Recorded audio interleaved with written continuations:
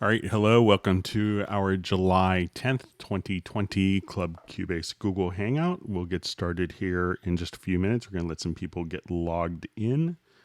I'm going to do a quick audio test on my end, make sure that everyone could hear me. So just bear with me for a second.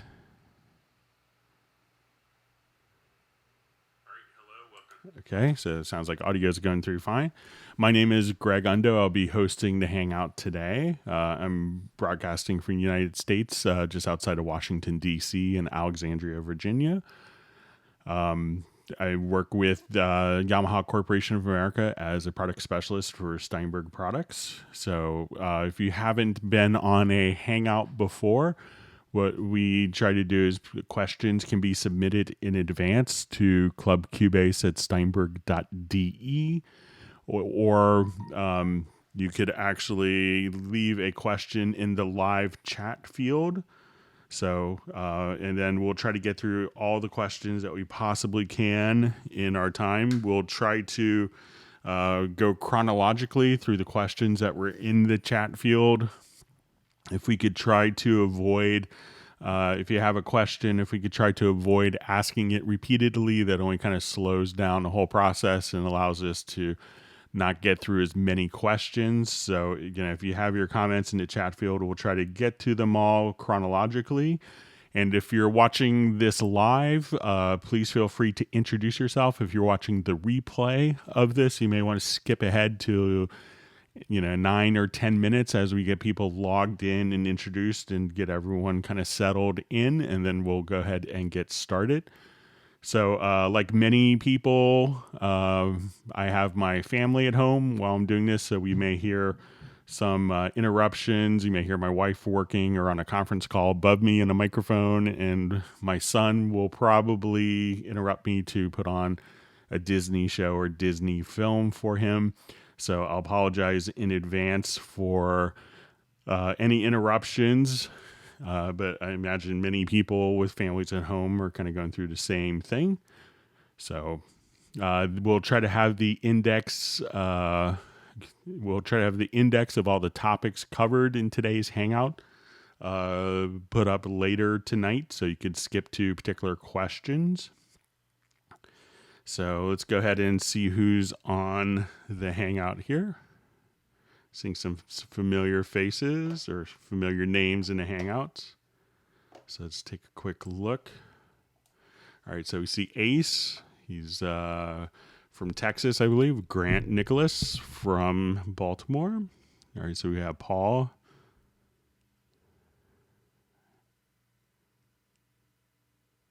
Okay. Okay, so let's see. We have Denmark.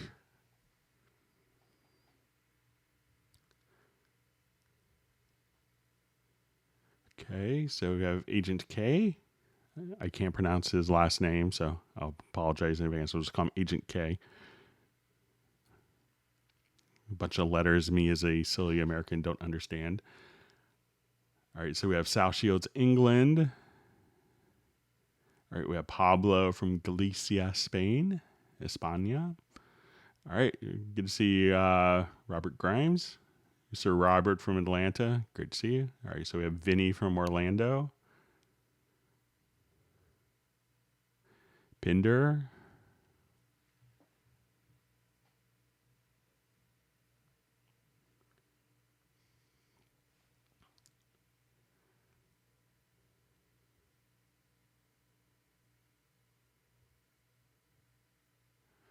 Okay, so let's see.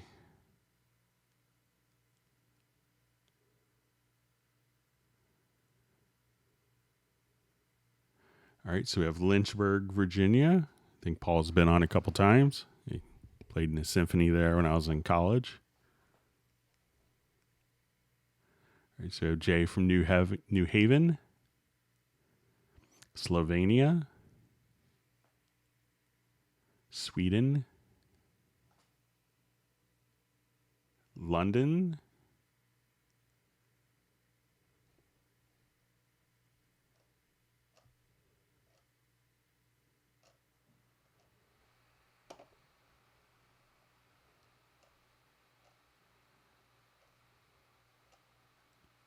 And periodically my live chat feed will just kind of jump way ahead. So, okay. So we have whom, Calgary. Good to see Gareth on Hangout. Lil G, I think was his moniker from a previous Hangout. Terry Dean's getting coffee, not fair.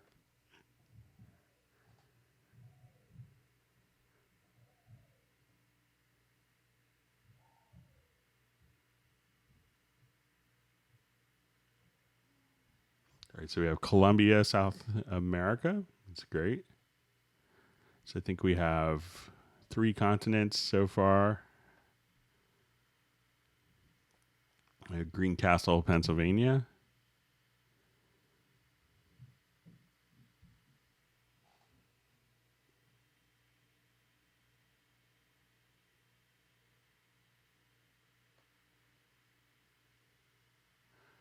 All right. So London. We have Hamburg, Boston, Portland, or England, Los Angeles, India. All right, so we have 4 continents. Argentina.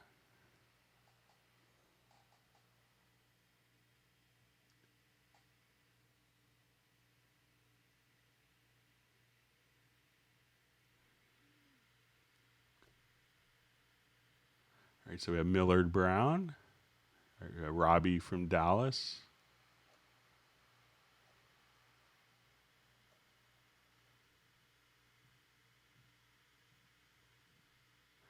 A couple more people from Germany.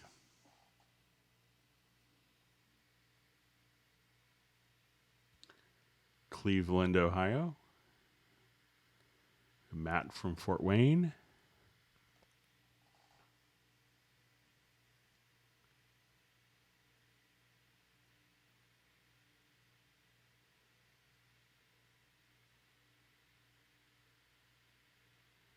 Yes, I see comments still waiting for our Antarctic Cubaser. I don't think we have anyone from Australia yet. We usually have one from Australia. Stays up really late. I think it starts at like almost, depending where you are in Australia, could be 1 to 3 o'clock in the morning, I think. All right, we'll get started here in just a couple minutes, getting more people logged in.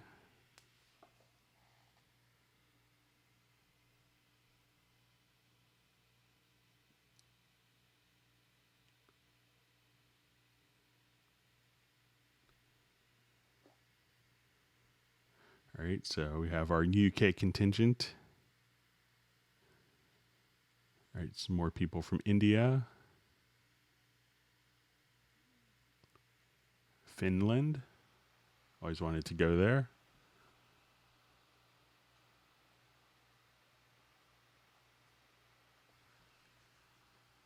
All right, maybe another minute to 30 seconds and we'll get started.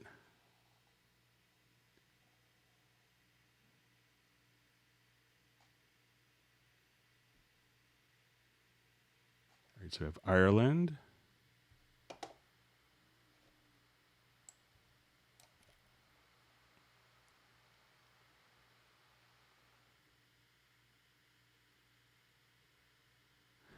All right, we'll get started here pretty soon. Get some more people logged in.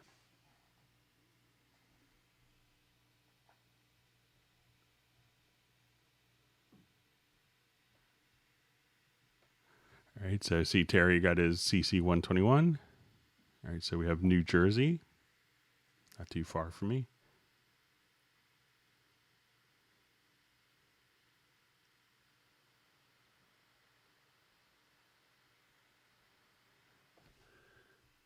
Okay, so let's go ahead and see if we can get started. Let me navigate up here.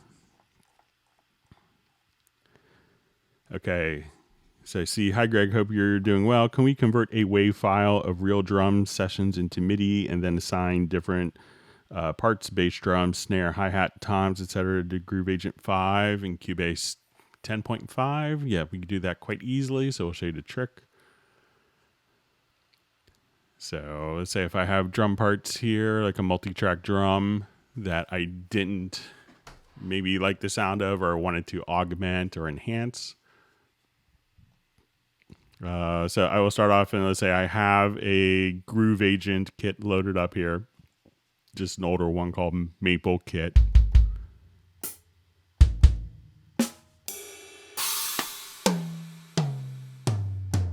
Okay, so what I want to do is I'll just listen to my existing tracks here.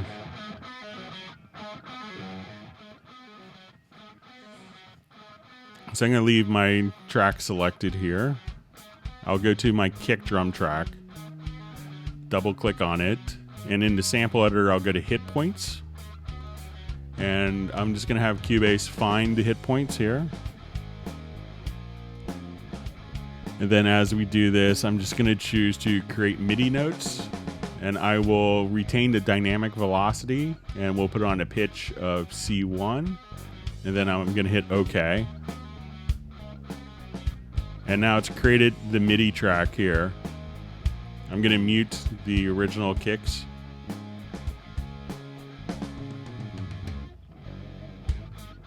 And we're just triggering our kick drum here. And if I want to do kind of the same for the snare, same exact principle. I'll just come here, we'll set our threshold accordingly. On the very bottom, click on Create MIDI Notes. And let's put this onto D1, where my snare is. So now I can select my snare drum. And if I wanted to tune the samples,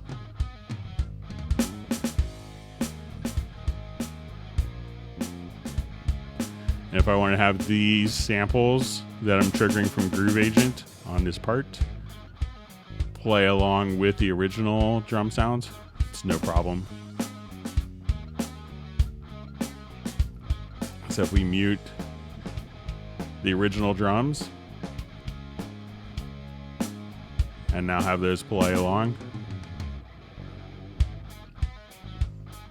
So once again, just kind of double click, go into your hit points, find the hit points, and you want to basically just kind of find where those events are occurring without like the tracks that are bleeding through, and then click on Create MIDI Notes. And then once you do that, you could automatically create a new track, place it onto the first selected track and select the pitch if you want the dynamics. And that's how you could do kind of very fast drum replacement without any additional tools. Okay. Okay, so you see Grant answering your question right in the next comment. Okay, so it says, Greg, I'm having a problem that I found many users are having on my new 10.5 Cubase. It can't read all my NI Complete 9 Ultimate plugins. I pointed to the path. I had them on block list, reactivated them. Then even still, they are gone. If I right-click on Cubase and run it as admin, they are there on red, and I could use them. What to do? So make sure, because it could be a chance, it could be the situation where make sure that you're not running any of the 32-bit plugins. So I imagine most of the plugins will come as 32-bit and 64-bit. So, you know, the 32-bit versions, if they're installed simultaneously, the 32-bit versions will get blocklisted. So, you know, and that's just because we don't support 32-bit plugins for kind of stability reasons anymore in the system. But, you know, generally there's obviously lots of people that are running, you know, NI Complete without, you know, without any problems, but, you know, make sure that you don't have the 32-bit ones that are installed. You know, you may just want to, you know, remove those or uninstall them from the plugin folder, and because that could be causing issues like you describe. Okay, and more information. I also closed and opened Cubase several times, and sometimes it recognizes, for example, as NI control. Other times it doesn't, so if I believe that's with the controller software. So if the, Cubase will recognize whatever MIDI device is actually connected and being seen by the operating system. So I would check to see if your NI control is when Cubase doesn't recognize it, if you go to your, either on a Mac, your audio MIDI setup or your Windows control panel, and see if that is visible within the system. But anything that's being seen by the operating system that's like a MIDI controller will automatically be seen by Cubase. So make sure that if you're running it, because sometimes the keyboards have lots of pretty lights and they're powered off USB, make sure that you may be connected to a powered hub or connected directly to a controller to like a USB port, and that could make sure that it's getting enough power to be recognized. So that's something that may also be causing some of the other issues. So I see a question. Hi, Greg. Could there ever be a Hangout on Halion 6? It's an incredibly deep program, but we've done Halion Hangouts in the past. But I'm not a great player, like a keyboardist. So I could kind of show you stuff with Halion, but sometimes when you're going through instruments, having the ability to play well, certainly helps. So, you may have to excuse my, poor keyboard skills, but we could definitely do something on Halion in the future. But if you have Halion questions, even though it's kind of labeled and branded as a Club Cubase, we take Wavelab Halion questions as well. So if you have a particular Halion question, just send it in advance, or just ask, and we'll see if we could get through it in a Hangout. So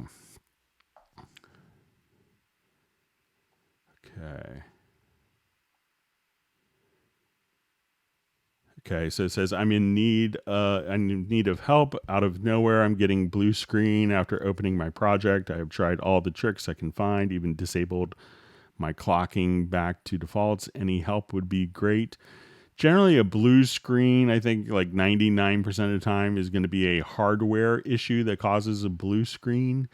So maybe, try to see if you could disconnect different hardware components. Like, if you start it without your audio interface, if you get the blue screen. If you're running like maybe a DSP powered plug-in solution, if you disconnect that, if you get the blue screen. If you disconnect the, MIDI controller, or if you have a control surface. So generally blue screens, I'm not a computer expert by any means, but generally I find that those will generally relate to like a hardware issue that causes the blue screens the vast majority of time.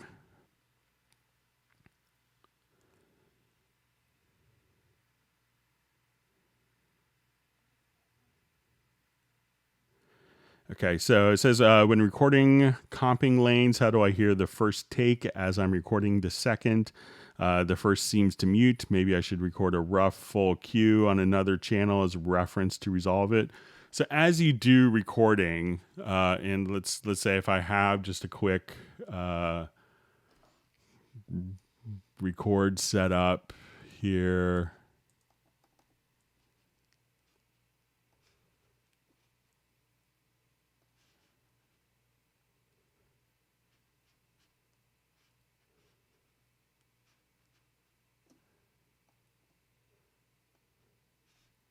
So I'll just move this to end. As you do recording on particular tracks, and you're in, let's say, cycle mode, and you're doing cycle recording, what you should do is just kind of come right over here. So let's say we have this in record. So I'm doing my cycle. So you'd hear that first recording, and the first one gets muted because often, if you're doing multiple passes, you generally don't want to hear the previous take as you're recording on top, because that could be a bit disconcerting and kind of throw people off. If you wanted to, build those, so you could come directly over here and you could see your different lanes. And if you wanted to take your lanes afterwards, you could choose to right click and just say create tracks from lanes, and then those will be automatically moved to different lanes. But I think it could be a little kind of off. It could be difficult to, if you're while you're comping a particular part, that if you're doing like different vocal passes, that hearing the vocal from the previous take is not really advisable. And as we do this, we have kind of one audio event that can play at a time. And just, it's very kind of analogous to having, one, you could hear one piece of audio on an analog tape. So you could have one piece of audio, but multiple snippets, so if you created a comp. So if you want to hear your different passes as you do it, just, I would come over here and just add a track, maybe duplicate the track and go down and just record onto different tracks. But, haven't run into a tracking situation myself where I've had to actually, where I've had to actually, hear the previous take as I'm doing multiple passes. So. Okay.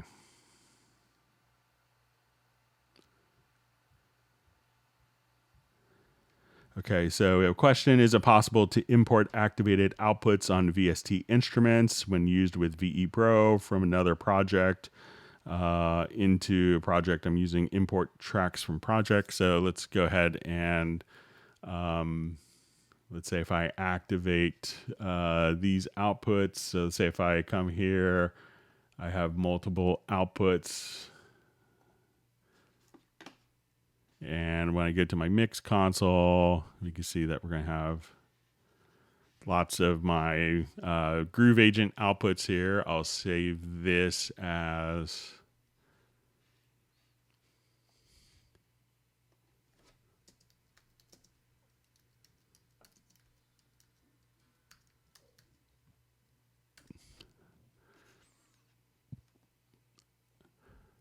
and I don't have VE Pro, so but we'll see if this kind of works the same way.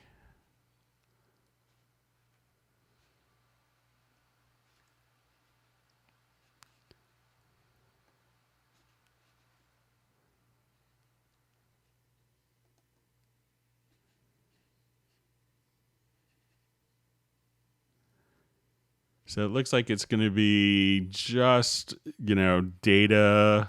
So we see our different tracks here. We can see, but since there isn't any actual parts on that particular, isn't any media on that, it doesn't look like it's going to carry that over. But if you want it to, let's say if we jump back to this project here, and let's say if I wanted to take these outputs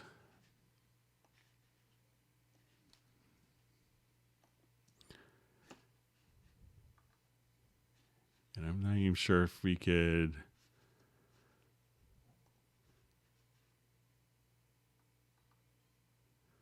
it could be that nothing is being sent to them.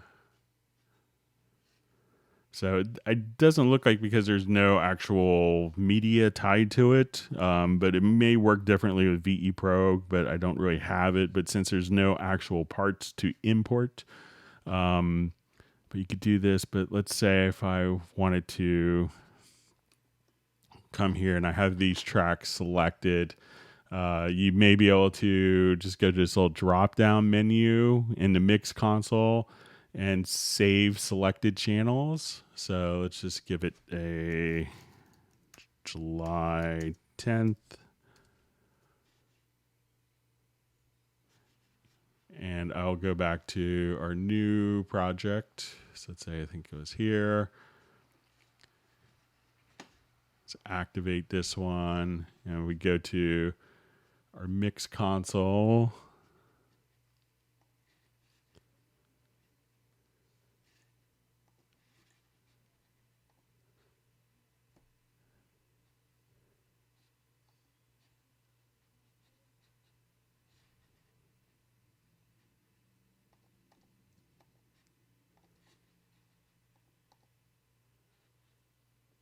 let's see, we'll just do loads. So if we had those channels set, so if we have those outputs in another one, so let me just add a groove agent. And I'm going to activate the outputs here.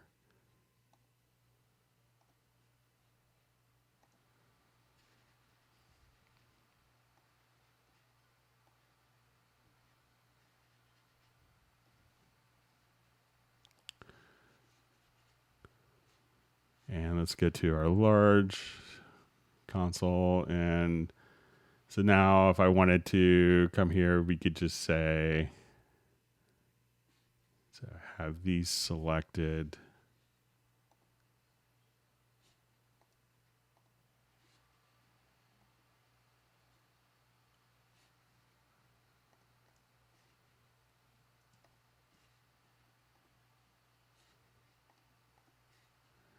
And then just kind of try to load selected channels, and you could try that as well. But since there's no real information, but you could of course save it as a template as well.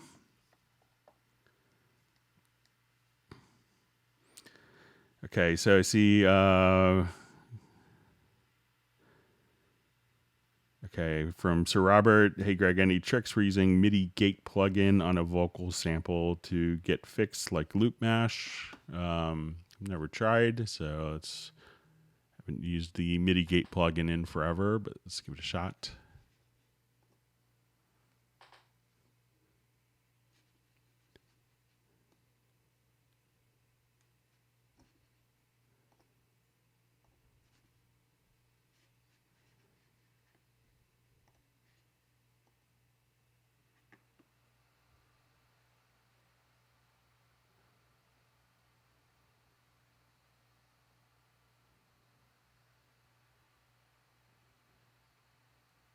Set the context gate. So I think that this is really going to only affect the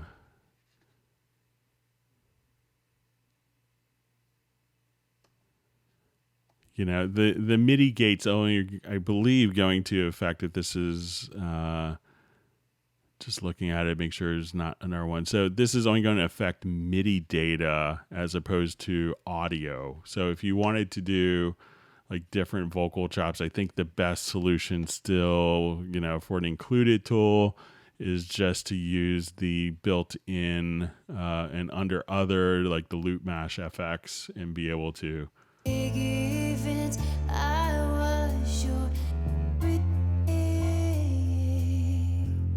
just kind of chop.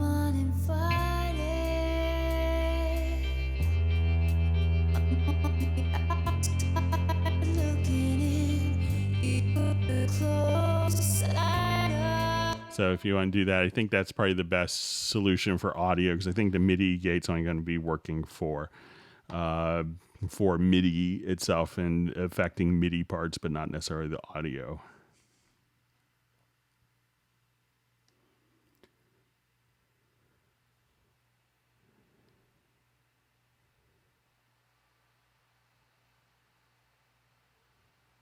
Okay, it says, hi, Greg, Jay from New Haven, Connecticut. Aside from VR headset, can Endo produce 3D tracks for AR and VR, or is more third-party stuff required? How do we set up an object model?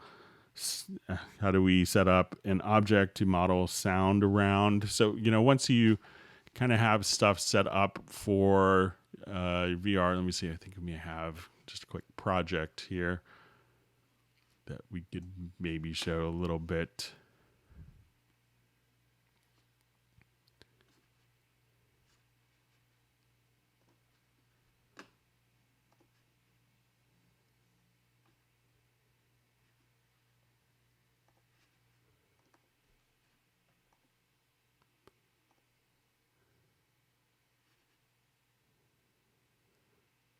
So once you have the headset, what you want to do is basically to make sure that you have, your head tracking set up here. And you want to, when you go to add a track, make sure that you have, so say when we go to add an audio track, that you set, instead of it just being a stereo out, or that you send it to, your configuration here, that you can send it to first order, second order, third order ambisonics. And once you have that kind of done, you could just kind of come directly over here, and this will have all the encoding and decoding that you would need for that. And then you could just use the multi-panner when it's set to like an ambisonics track. And then you could kind of, this will be the top view, and this will be kind of the rear view of what's going on. And there's different people who use like 3D mice to do this type of panning, but you could just simply handle it just like that. So that's how you could do and get the surround around your head. And so really kind of, Cubase and Ondo will both have all those different functions that you don't really need another solution for. Okay.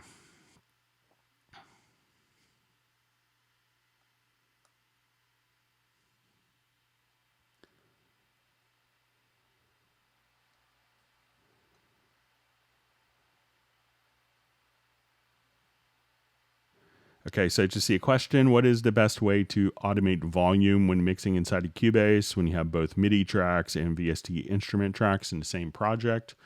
It's pretty much, you could treat it the same exact way. So I'll just kind of jump back to this one because we have both audio and MIDI here. I'll just turn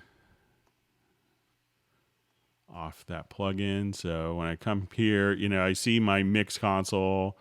I could choose, let's say, if I don't need to see my input channels at this stage, but it's really just, what did you say? You could enable write on all your different tracks. And I'm left here for 1,000 years and a day. So you have MIDI tracks here. And anything that you do is just automated. So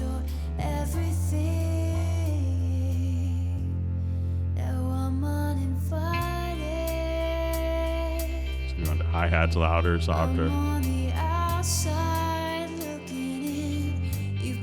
And then everything that you just did was automated and will play back just as you expect. So so you could do both MIDI, like MIDI CC automation here. You could do the audio tracks and be able to kind of, just grab the fader, and you could write globally. You could enable automation here. And then for all the tracks, as soon as you touch it, that will just automate and, record those different changes as you go along. So, some people, like a lot of composers for years of working with orchestration, may write different like MIDI volume messages in to the file, so they know it's MIDI CC that will kind of play back every time and will be exported to like, an orchestrator if needed. But just, putting the mix console in, just globally doing write or read, you'll have complete access to automate all your different parameters just like that.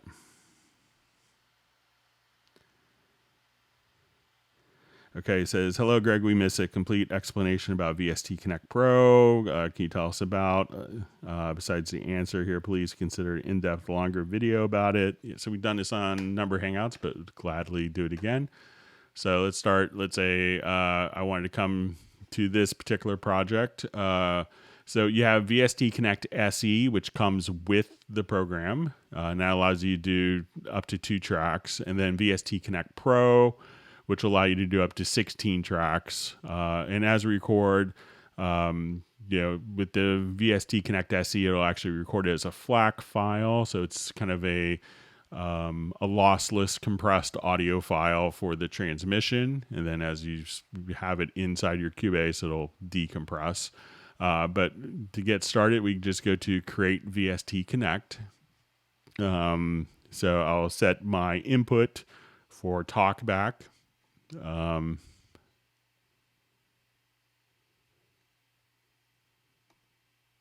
Okay, so then as soon as I come here, I would log in. As we've done this, it will now automatically create a VST Connect performer. We log in, you could find the particular user that you want to record. One of the things that's helpful is when you just kind of turn the monitor off here, you would see them if they have a webcam. You could actually see them directly on here. What you need to do is to take the audio.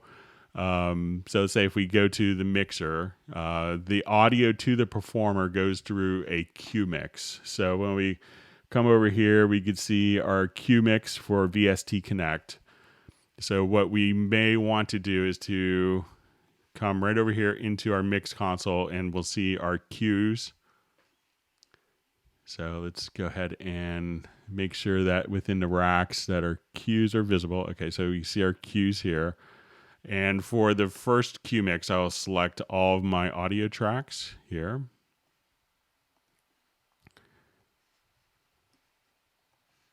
I'll just move this out of the way for now. And what I want to do is just to right click here and I'll just say, for Q mix 1, I'll just say use the current.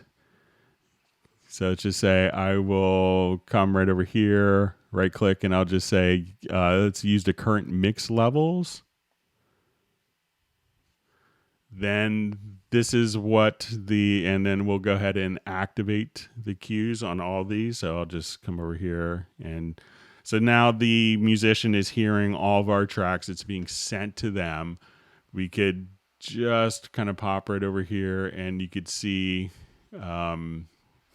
so as you hit record, at this point, we'll just, you would see them, you could communicate, you could enable in the control room the talkback. So as soon as you enable talkback, you could communicate directly to them. You could see them on a webcam, so if they're singing in a microphone backwards. And then just hit record on the performer track. And, you may hear like a monitoring delay at this point. So the signal, the tracks are going out through the Q mix directly to the performer.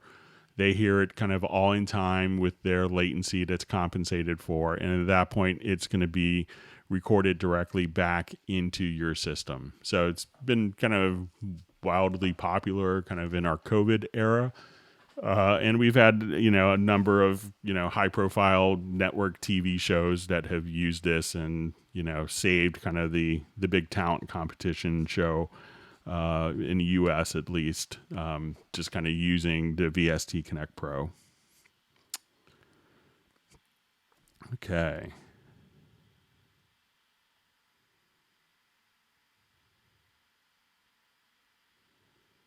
Okay, so I just see, I guess, can you upload a beginner tutorial? So there's lots of tutorials. So I know it's like, I think if you go to youtube.com/Cubase, there's probably, hundreds of tutorials. I've done a couple hundred, I think. But there are some like, doing your first recording, so there's a lot of tutorial aimed at beginners as well. So just kind of take a look at the youtube.com/Cubase. Okay.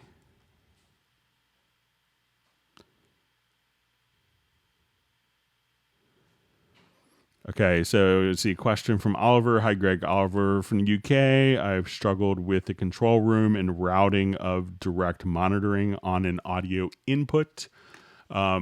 So if you're doing direct monitoring, what you want to do is, we have two different modes of kind of having the audio pass through your audio interface. One is a direct monitoring mode. And for most interfaces, except for some of the Steinberg ones that have built-in DSP, this will take the signal as it comes into the audio input and pass it directly to the audio output. And it doesn't go through the mix engine of the software in Cubase. So as soon as you have that set up, the signal will go through. And a lot of times people may go, oh, I have plugins, and but I'm not, like I have a guitar plugin and I don't hear the guitar amp, the software guitar amp when I'm playing. Why is that when I'm recording? But as soon as I stop, then I hear the guitar amp. And that's because it's going to be direct monitoring is enabled. So direct monitoring passes the signal directly from the input to the output.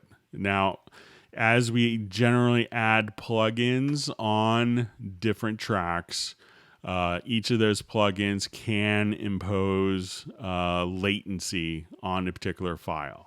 So, and that could throw off musicians or tracking, and sometimes they feel like they're in a really badly dubbed movie where, everything is a bit off and out of sync. So that's why we try to limit that. Now, as this kind of works with the control room, the direct monitoring often may not, be carried directly over to the control room. But if you're doing headphone mixes, you'd probably want to, disable direct monitoring, because you may be taking that signal from the input and rerouting it to different outputs. So you may want to, and it could depend upon what the direct monitoring source is on your audio interface. So some are kind of designed to do this. I think, some of the ones that have additional DSP, I know the Steinberg UR, and I haven't really worked with like the Apollo series from Universal Audio. I think that they're kind of set up to do that with the onboard DSP as well. So, okay, so I just see maybe a further comment here. I find I have to reselect one of the source cues in the control room to have the direct monitoring output audible on that output to select it monitor mix or one of the cue mixes. What am I doing wrong?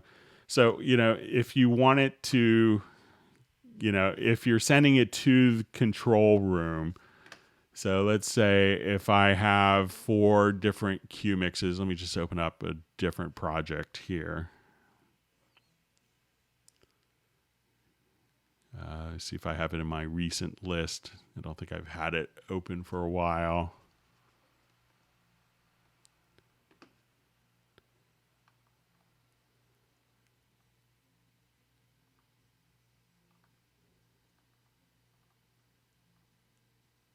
Trying to remember the name of the project here. I usually do.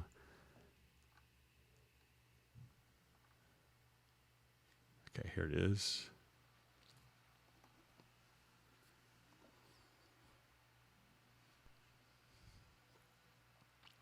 So if I was setting up a quick headphone mix, what I would do is, let's say I have, drums, bass, and guitar, vocal here.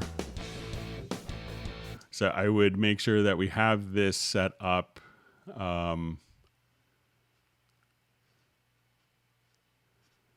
as we kind of just jump right over here, let's get to my audio connections and to control room. So let's say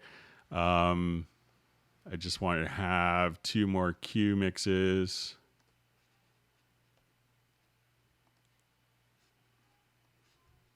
So let's say if I want to call this, drums,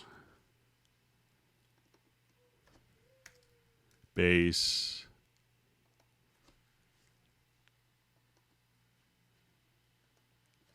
say guitar, and Vox.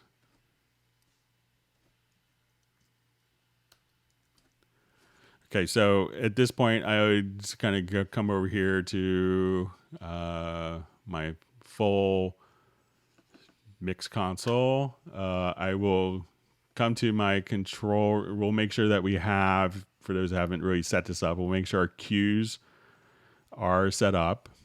And I wanted to right click and say I wanted to activate all of the cue sends. And I'm going to select all my tracks first here.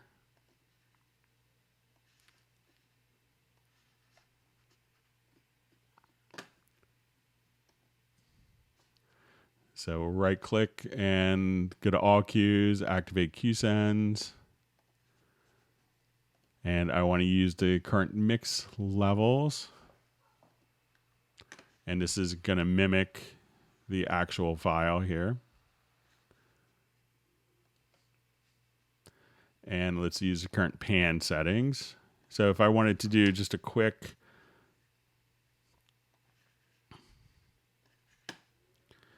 so now let's say I want to take all of my drums and we want to do a more me headphone mix. I would just take my drums here.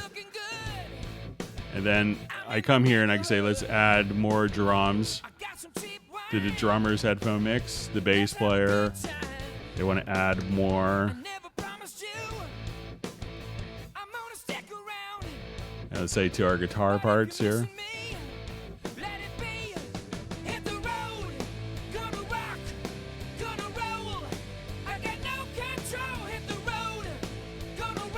And now if we wanted to listen to our different cue mixes. So I could just say, okay, here I wanted the guitars to be less.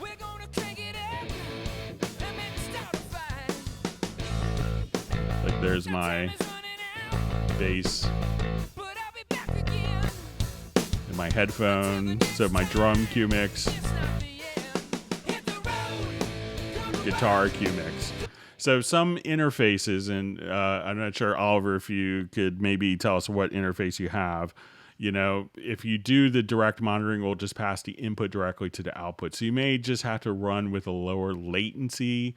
I know, like, you know, I've always done it with my Steinberg MR, and that's kind of set up to pass the signal with the DSP to do this, and again, with the effects.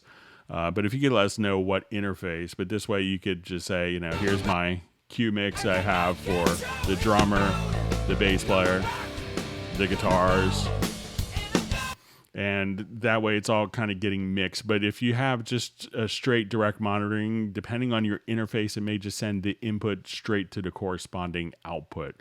And that may not work because we're going to have to kind of reroute the different inputs to outputs here through different processing and effects. So, Oliver, if you could let us know which interface you have, that could help. Okay, let's go on.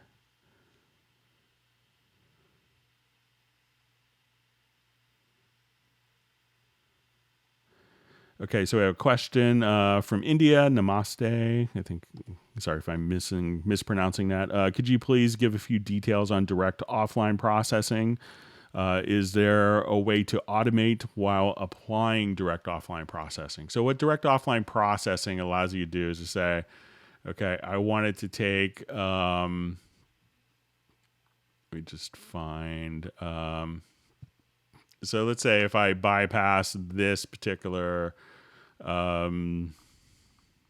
I have a guitar part here, and I'll go to my inserts. So let's say I listen to this guitar part.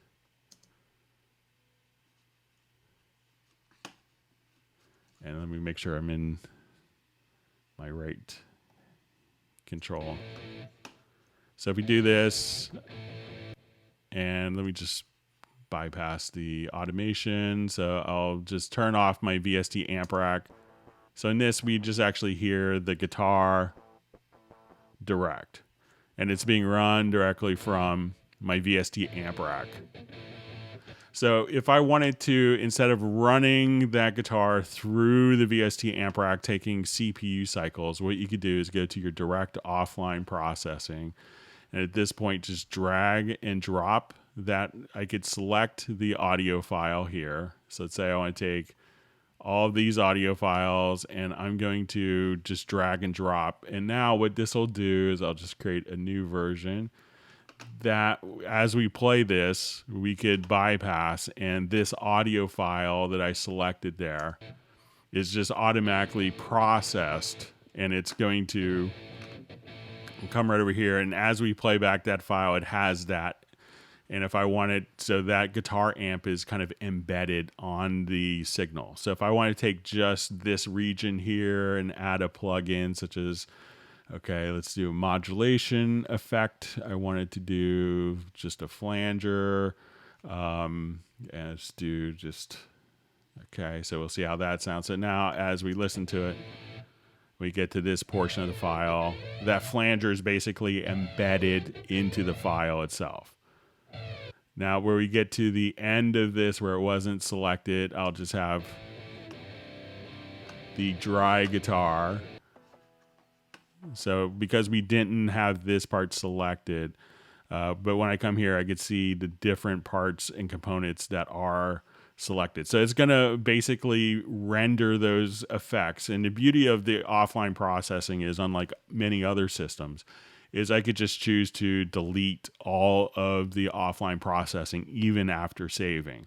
Now, your second question was, can the effects be automated? No, it's really intended for just like, this is the setting. I just want to burn that plugin and render that plugin directly into the file. If you wanted to have the files with automation, that's when you'd want to do. So if you have automation on your effects, that's when you'd probably want to do a render in place. And then with the render in place, you could choose to have it be dry with the channel settings like the EQ, inserts, and channel strip. You could add the send. So anything that's automated, that will be carried over directly in the render in place. So that will kind of get you to the same place. But just for quick, I just want to burn that effect in. It's taking a lot of processing power. That's when you could use a direct offline processing. It probably makes a little more sense too.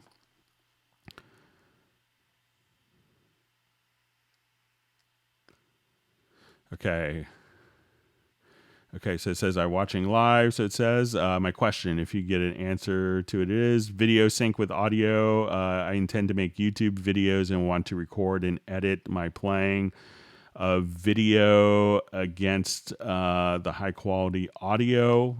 So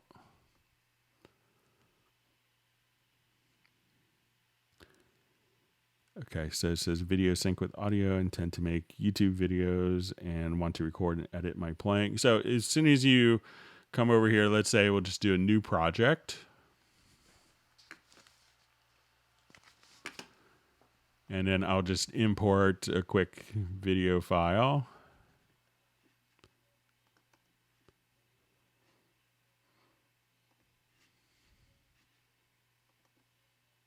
Okay, so as we do this, we could lay out all, let's say we have, our edits that we've done and we want to listen to, I see my video here. We'll have, music coming in. An independent historic. So, any audio that I now record directly in my Cubase project, and there's all sorts of great stuff that you could do for editing. So if you have different audio events or MIDI, and let's say you just want to drag it in, you could actually, if we turn off our snap by hitting the letter J, one of the cool things you could do in a transport is enable use video follows edit mode. And then at that point, you could just move, like frame by frame if you wanted to. So as you zoom in, you could just, do your edits across your video. So if you wanted to, overdub different musical parts to the video, add narration, move it exactly with the video reference. And then once you're all done, you could actually set up your left and right locators. And even if the video lasts longer, just come over here and choose to do an export video, and that will take all of the music, all of the audio, and export it to just the video region between the left and right locators. So so if you're doing YouTube videos, you want to add playing against it, it's a perfect tool for that. Okay. All right, good to see Jazz Dude on a Hangout. He's checked in a while ago.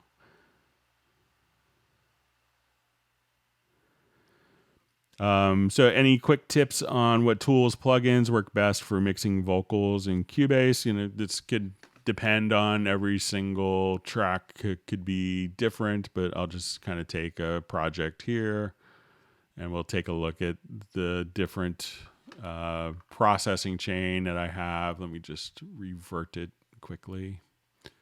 So I may have destroyed it through different demonstration. So classic you may have a little bit of delay, EQ compression. You could have, or very common. You could also have a little bit of de-essing if necessary. So if there's a lot of sibilant frequencies like that you need to get rid of, de-essing is really good, and a little bit of reverb and delay could get you, a long way. So let's see what I have on this particular vocal. So here I have a noise gate. So if you wanted to, like if you had a noise floor that you wanted to get rid of, I have a vintage compressor. I have a little bump in EQ and a de-esser and reverb. So let's just take a listen to it. And I'll take each of these off. What did you say? So that's what compressor is kind of regulating the levels.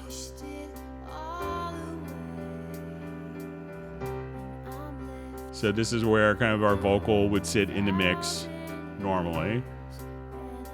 So I could take out like a little bit of noise between when she's not singing.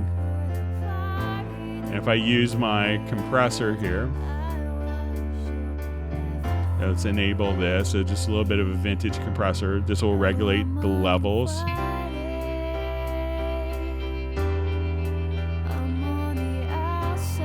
Let's do a little bit of EQ.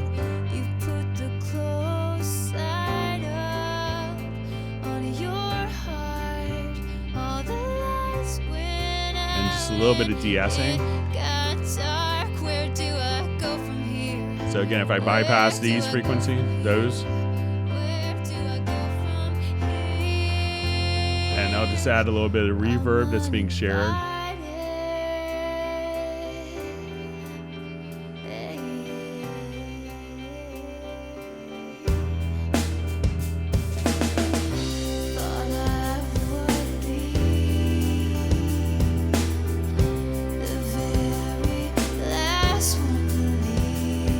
So that's a pretty typical vocal chain, de-essing if you need it, but I see sometimes, when I read forums online, it seems like people are running, 16 different plugins on their lead vocals. And I try to keep it pretty simple and find it, that most people seem to like it. So, but, a little bit of compression, a little EQ, reverb, maybe, a little delay could be helpful depending on the song. But, every song, every vocal will, sometimes, like I had a friend who did a bunch of work with James Taylor, and he's just like, yeah, you just put his vocal up and it's perfect, and you don't have to EQ it, you don't have to compress it. He just sings it. He's like, you could put up a Shure SM57, and it's an amazing vocal performance when you have a great singer. So, try not to go too crazy, but standard things are compressors, EQs, de-essing if necessary,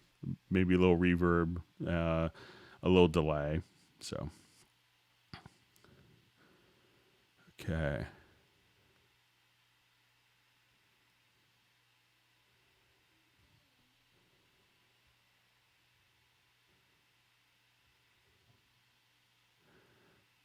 Okay, so it's just reading through different comments. Okay, so we see a question. In the MIDI editor, how can I easily grab all of one note for a whole event without having to drag all the way across? So let's take a look. So let's say if I wanted to come here, go to our MIDI editor, and I wanted to select every one of these G notes.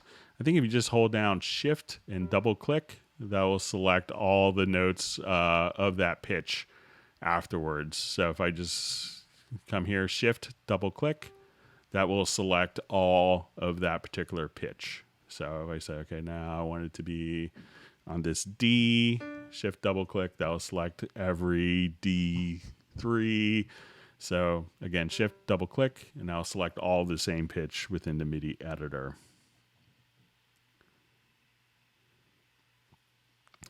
All right, so I see a question. Can you make the history panel in the mixer so that the last move is at the top instead of the bottom? I think it's going to be kind of fixed that way. So if you're not familiar with, let's say you've done some horrible mixing in your project here, just for those who, a lot of people don't know this feature exists, so we'll just kind of show So let's say I'm coming over here and I'm just, What did you say? let's say I'm moving the wrong fader. All away, and I'm left here And I do like a really bad EQ. 1,000 years and a day. You were the party. So once you have done a number of different changes, you could hit Alt or Option Z, and that will undo your mixer history. You also see these little arrows here, but we could just come over here and you can see the edit history. And at this point, we can see all of the different changes. So the changes as you do this will, at the top will be, exactly what we've changed and as we go down. So this is the beginning to the end. So I guess you want it to be the opposite way. I think it's pretty logical. It's like we kind of read, not from the bottom up, but from the top down. So let's see if I come here and I just started moving changes, they show up at the bottom. What did you say? So as I make bad changes, I could just scroll right back to where we were. So I think, there isn't a way that I know of to flip that, but I think it makes logical sense that, most languages, I think we start at the top and read down so that a list of everything that you do in sequential order. Generally, I think it's more intuitive for it to, like, a list to start from the top and go down, but but I don't know of a way to flip that. All right, so I see Pablo and Gareth just speaking in Spanish showing off. All right, so let's move on.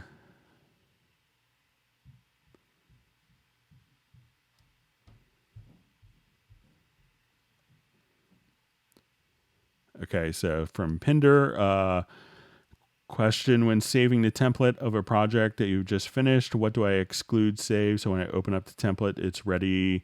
Example: reset faders, reset mix, etc. What to include, excluding Cubase. If you're dealing with templates, and this is a great area to start and save a lot of time. And composers, will live and die by their templates. And they'll go through every time they get an instrument and they'll have a template, set up for their go-to sound. So, when they want a particular oboe sound or they want a particular synth sound, they know what's there and they don't have to go searching forever and ever and ever, kind of down a rabbit's hole. But a lot of people will have all of their routing set up, and I remember Joel Wanasek, who does a lot of online school stuff, and he's like a very talented like rock mixer, and he's like, I know I'm going to do parallel compression, so why not have it set up in a template? And he has this whole methodology, and it's really fascinating to watch, of how to do a mix quick, and how to have everything set up. And he has routings, everything set up. So what I would do in a template is have as much routing, have as much your effects set up exactly as you want. And the thing that I would exclude is just all of the media. So, make sure that I see some people and they will select all of the parts in their template and then just delete, but their audio files could still be in their pool, referenced in their pool. So if you select all the media, just go to your pool window and make sure that you just remove unused files. Otherwise, every time you start up your template, you could get a message saying, can't find this audio file, can't find this audio file. But I would, everything, all your routing, your effects, your different instrument sounds, everything that you have loaded up, I would include everything that you possibly can except for the actual parts, the musical or audio parts in the project. Okay, so let's see. Let's move on.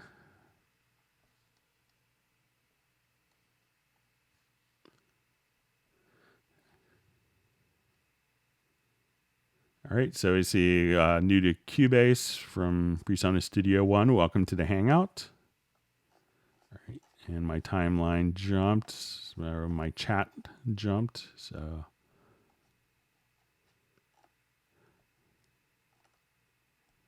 bear with me as I find.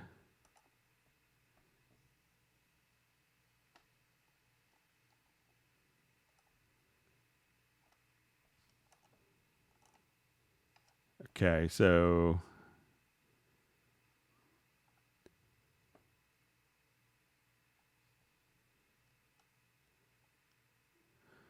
we saw Terry's comment earlier about he got his CC 121 finally. Yeah, it's a great track controller. Okay.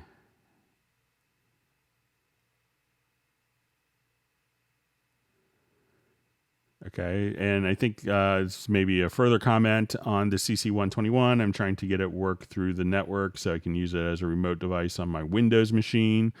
A lot of times, one of the things that I was looking to get, I was just looking on Amazon, but it's like just a USB switch. So if you have multiple machines, you could just kind of hit a button and you could have multiple USB devices configured. So like control surfaces or keyboards or mice, and then you could just kind of hit a button and go to and have that being connected to multiple computers. So that may be something you want to, as opposed to having to get it configured through a network, which could not be so much fun sometimes if you're not comfortable with IT type situations.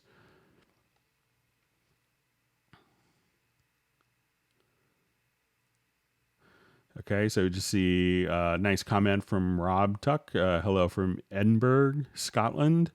I have a good friend who lives there. Just want to say many thanks for providing this fantastic resource. I don't have time to follow, but usually come back and go through. Thanks. Thank you so much for the kind comment. I hope it's useful, and then everyone learns a tip or trick. Okay.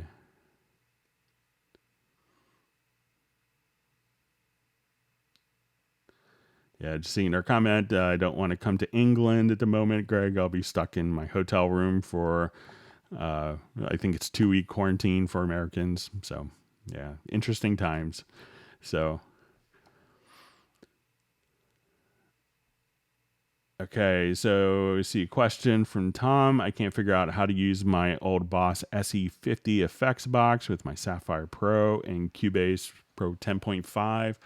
I remember the SE50. I remember using that on sessions at a studio in New York. It was one of the well-known engineers, one of his favorite little Swiss Army knives of effects units. What I would do is to incorporate it with your Sapphire Pro is use it as an external effect processor. So when you go to your audio connections, if you have like the Cubase Pro or the higher level, you have a thing called external effects. So you could come over here, add an external effect. So let's just say we want to call it your Boss SE50.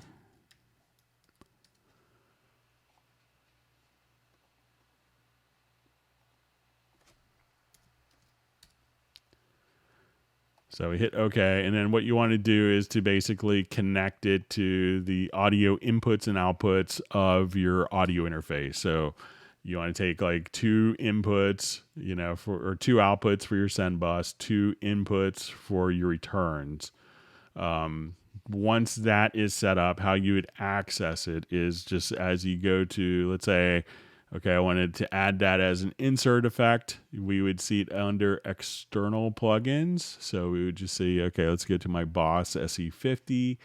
And then it will automatically be routed directly into your system. Now, sometimes like the older units, they had some latency on the converters. And by the time it goes through your Focusrite converters, it could be a little bit out of time.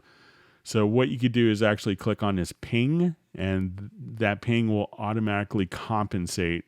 That will send a ping throughout the signal path and measure it and compensate for the latency.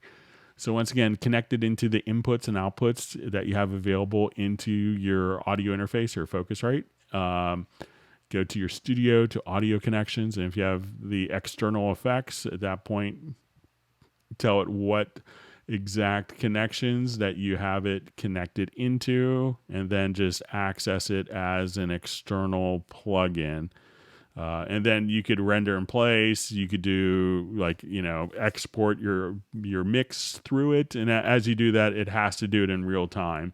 So, just expect that because, it's actually processing it in real time. But that's how you could connect your older effects units, where it's compressors or EQs, directly into your system. So.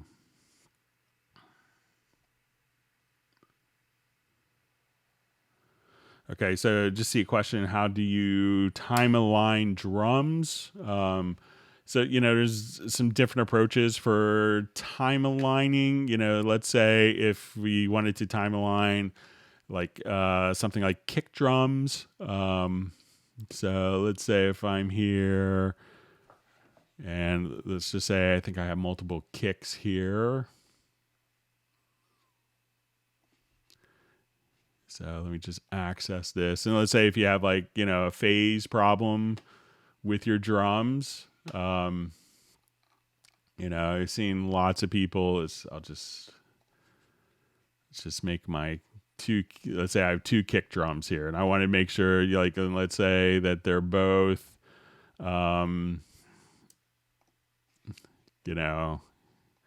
so a couple ways is one, we can see that these are probably a little bit off. So if I wanted to take this source, one of the things you could do is just, there's an audio alignment panel. So I could say, let's use this as my reference and then take this track as my target. And then you could just choose to align the audio. So you could do stuff like that if you wanted for drums. A lot of times, as you want to work with this, I know people that will just, eyeball it and say, okay, this kick came in a little earlier, a little later, and then they'll just come, and say, okay, we want to go to our start time. We could choose seconds, and then you could just manually move different components. So if you say, okay, let's just make our master timeline into seconds or milliseconds at this point, you could just, align. So that way, if you have the phase issues with your drums, you could just kind of come right over here and choose to nudge the events as you see fit. So if you wanted to just line that up so that you could have drums in phase, but you could also just do the audio alignment, and that's often used for background vocals as well. So those are a couple of tips for doing phase aligning of drums. Excuse me. All right. All right, question. Is it important to have VST instruments on different channels? I'm working a lot with Vienna Synchron Player. I'm getting some stopping and starting in Cubase Pro 10.5. So if you have kind of a large, let's say if we have, something like a Hallion Sonic SE in your project here, depending upon, your computer, what a lot of people have found is as if we wanted to have 16 different voices play, it's not necessarily the RAM that could be the issue, but how different instruments can be spread across different processor cores. So if we run multiple instances, if let's say we run, we have our Hallion Sonic SE3 and we could run 16 different sounds within this one plugin interface. And for some parts that may be fine, but for a really heavy orchestral thing, you may want to run multiple instances because this one plugin is going to take one processor core. That's just how DAWs and software works. If you go to another plugin, that's going to take another processing core. So if I load up 16 like heavy orchestral sounds into one interface, that could be bogging down one processor core while other cores are just kind of sitting there twiddling their thumbs. So you may want to experiment, and different players and playback engines may behave and may scale processing cores differently, but try to run multiple instances of, of this same plugin as opposed to running it more in a multi-timbral method. And that could allocate the processor cores to be a little more efficient. Okay.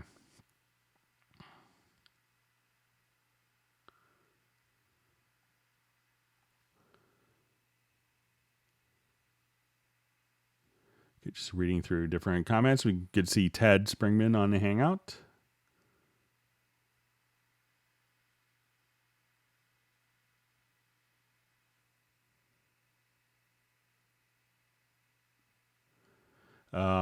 So it says, I have an Akai Force. Can I get it to work with 10.5 over the Ethernet link? Let me just look at what an Akai Force is just to make sure.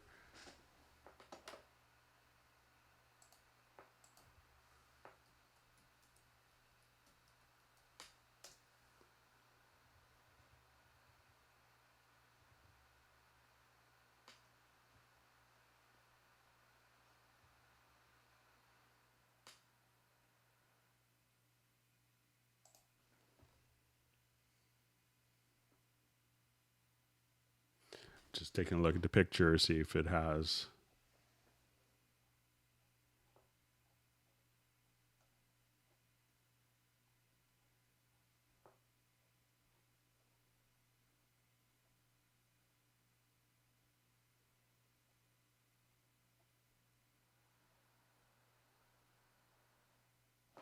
So I'm not sure if it has. I'm just looking at some pictures of it.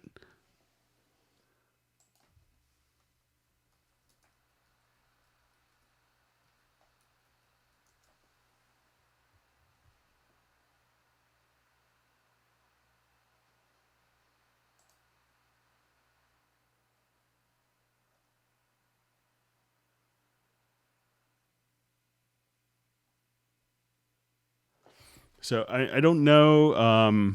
So it just says, so I have an Akai Force. Can I get it to work with 10.5 over the Ethernet link? So I'm not sure. I'm just seeing if there's an Ethernet connection.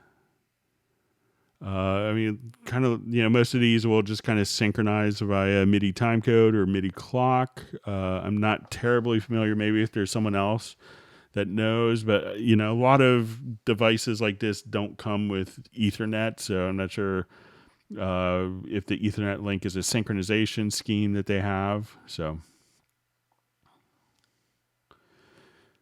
maybe if anyone else has the Akai Force, or if it's if it's an actual Ethernet connection, like a port, if that is what's working with it. Okay. So it says, hi, Greg, is there a quick way of finding the Acoustic SE drum kits without having to scroll through them all? So what I generally do is, let's say if I add an instrument track and let's do Groove Agent SE, when you come here, let's say, and I go to load kit with patterns.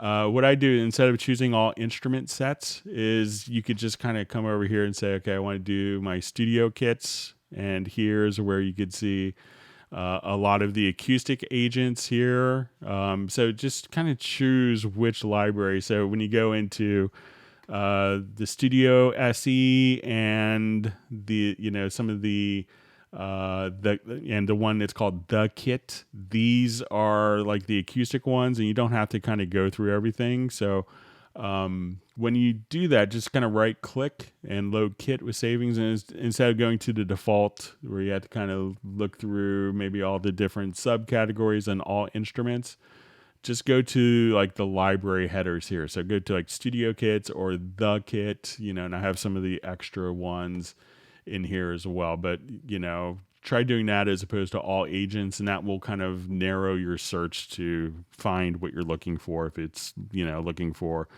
more, MPC styled and beat machine stuff, or if you're doing, looking solely for more acoustic drums.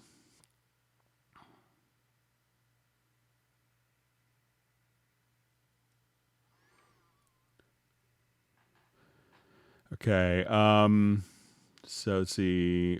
Is there any plans to make the drum sequencer create polyrhythms by assigning example a kick in 7/8, snare in 11/8, hi-hats in 13/8 in one bar?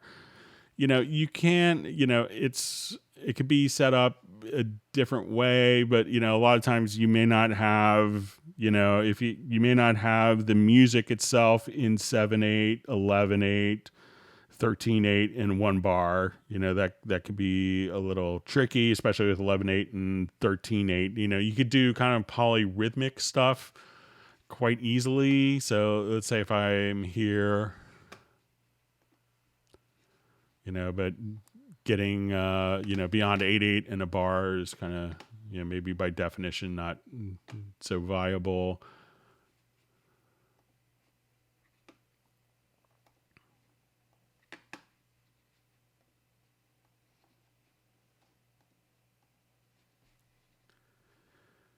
So let's just say,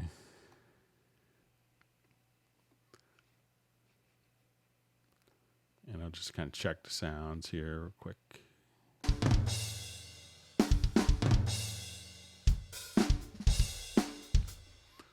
So, as there's different ways to approach being kind of, polyrhythmic if you want. So, if you wanted to, I know some people that will set up, a time signature here. So let's say if you wanted to be in,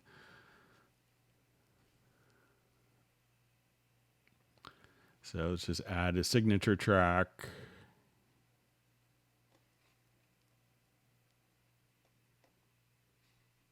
And let me just bypass this one preference.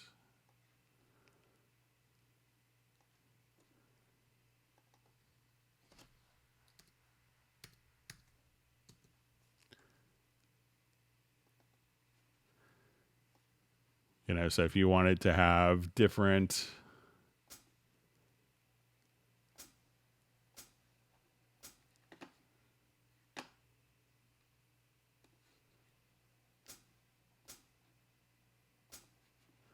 all right, so let's say if I come here and I wanted that to be,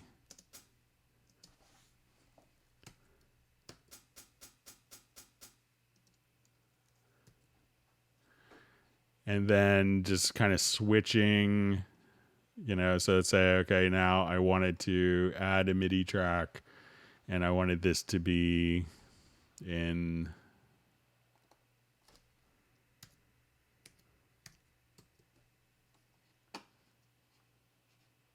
so I think that's still going to play back in 7/8.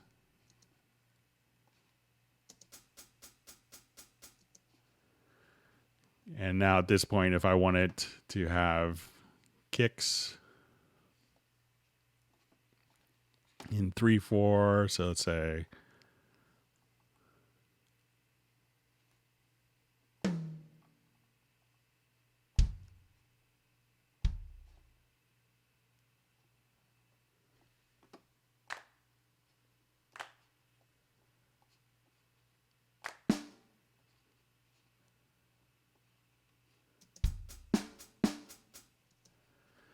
so, you could just kind of keep doing parts like that, change the time signature. So let's say if I wanted to have 7/8 for my hi-hat,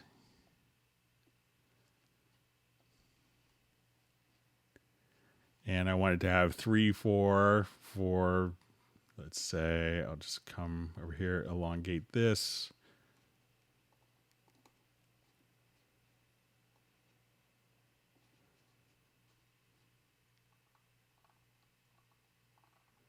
So, you could just kind of keep switching. But, for the most part, and you could kind of do stuff like this within, one single part as well. But for the most part, let me just scroll down and let's see if I delete it.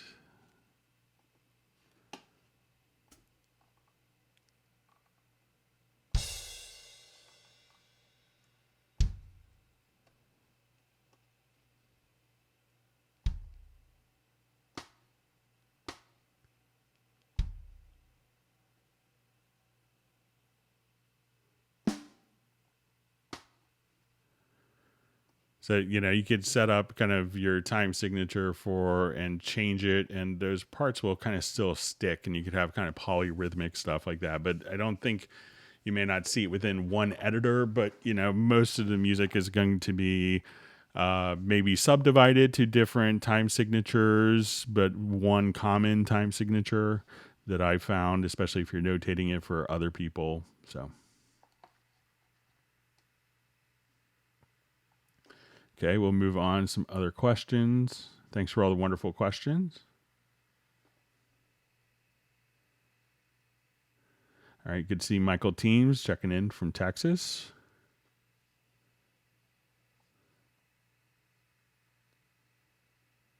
And just seeing other people commenting that the blue screens of death are almost always hardware related and hardware driver related.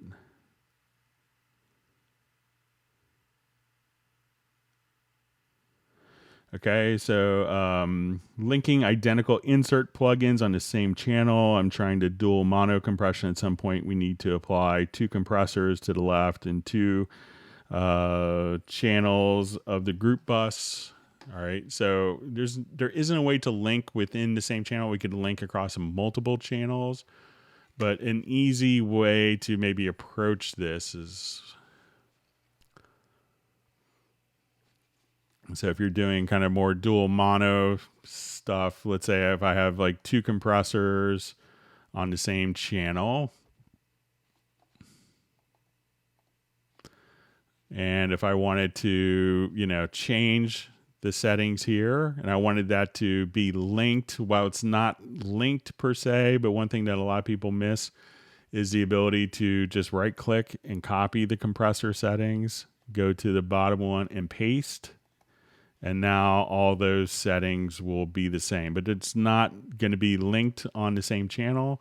But again, if I come here, say this is my favorite compression, I like this, I could right click, copy that compressor setting, go to this compressor and paste that setting right there. So while it's not linked, it's not too hateful if you're doing kind of dual mono for different bus compression as well.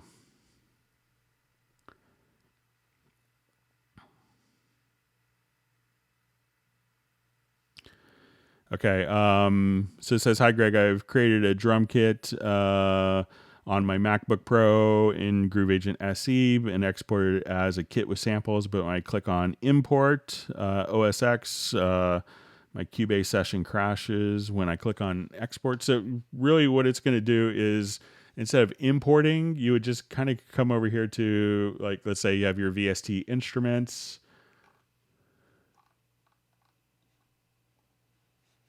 And let's say if I have my Groove Agent here, you don't necessarily import the kits. All you have to do is just kind of load the kits. So try, wherever you saved it to. At that point, I may have one on my desktop. I would just kind of come over here and say, okay, I want to go to my file browser. I think I may have saved one on my desktop from previous Hangouts. And at this point, I would just come right over here, and you could just, load the kits directly, from directly from wherever you saved it to, and just kind of double click on the, and double click on the kit itself. So instead of importing it, just simply, and you may be able to, let's say if I just, load kit and then be able to, just look at it in Media Bay as well. So let's say if we could come over here, let's say, okay, let's go to my desktop.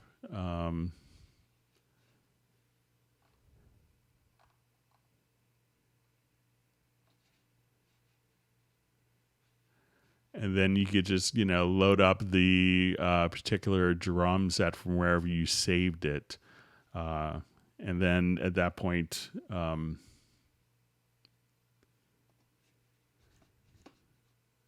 sorry, just wrong one.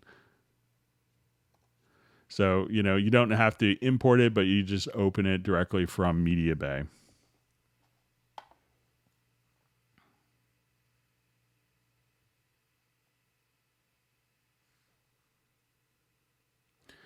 Okay, and kind of further question.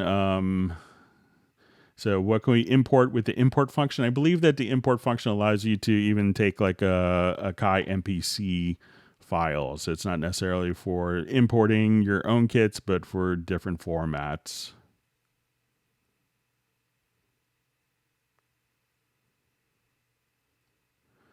Okay, so sub 403 back on a Hangout. Good to see you back. It says, hi, Greg. Been a while since I checked in. Took advantage of the 40% off and finally upgraded to 10.5 from 9. And I'm very happy with the new features. That's great. For those people who don't know, there's currently a promotion going on, I think through July 28th. So there's different promotions to jump up to Cubase Pro at 40% off. I think you basically buy Cubase Artist and get Pro. And if you're doing upgrades or updates from previous versions, that they're available as well. So if you're looking to maybe take advantage of some discount savings, I've been accused many times of why Steinberg doesn't have any discounts or sales, and every month there's different promotions going on. So you could always kind of check that out. But if you have been looking, maybe to get the latest version of Cubase or you're a couple versions behind, it's a great way to do it.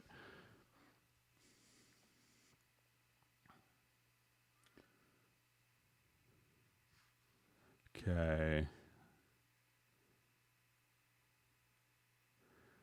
Okay. And it just, okay.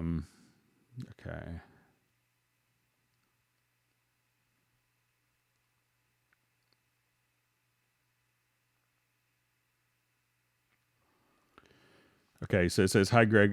Can you please explain how to export individual drum menus as separate wave tracks in Groove Agent?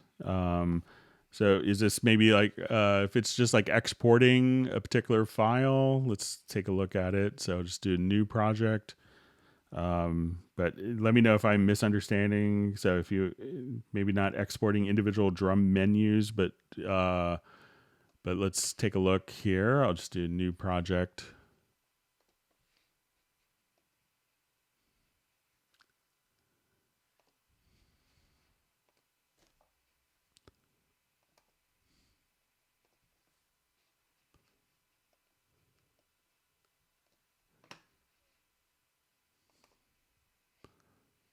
Try this one.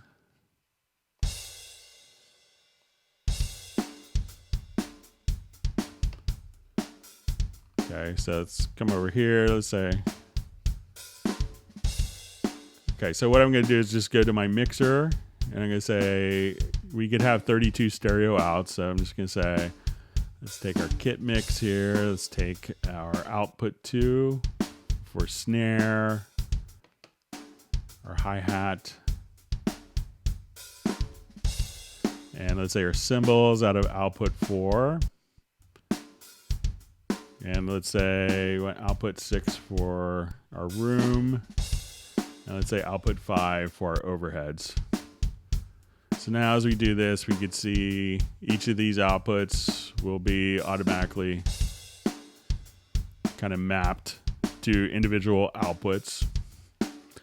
And if I wanted to take this, I will go ahead and just quickly record this particular pattern into Groove Agent or into a MIDI track. So I'm going to say our Groove Agent is our MIDI input. And now when I hit record,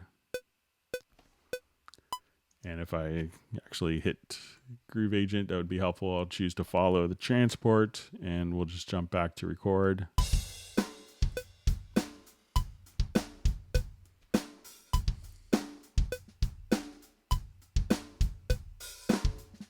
So if we have all of our different drum parts here, we can now just look at, in our drum editor, we can see all of our parts. And if I wanted to now just take this and do, go to my edit menu, let's just do a render in place. You know, I can now take those individuals there, and let me just see if I had this set up. Let me just do my render in place settings, and I'll just choose to do this. And since these are going to individual outs, let's go ahead and just render. We'll see all of our different tracks be broken apart. So as we listen to this file, so we can have a little bit of reverb. This is just going to be snare, hi-hat, cymbal crash,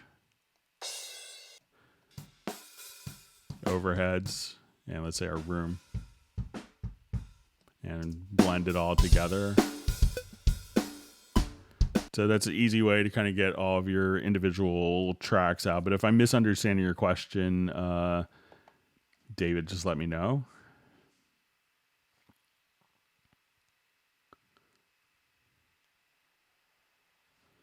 Okay, just going through comments.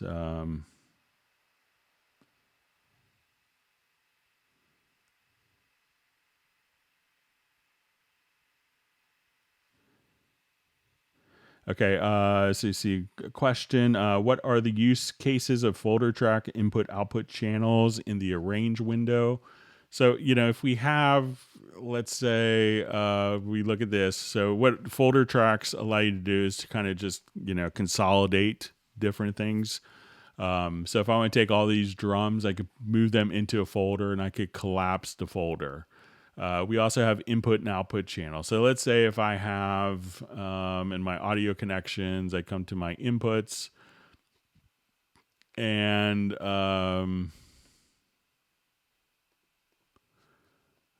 let me just say I want to add,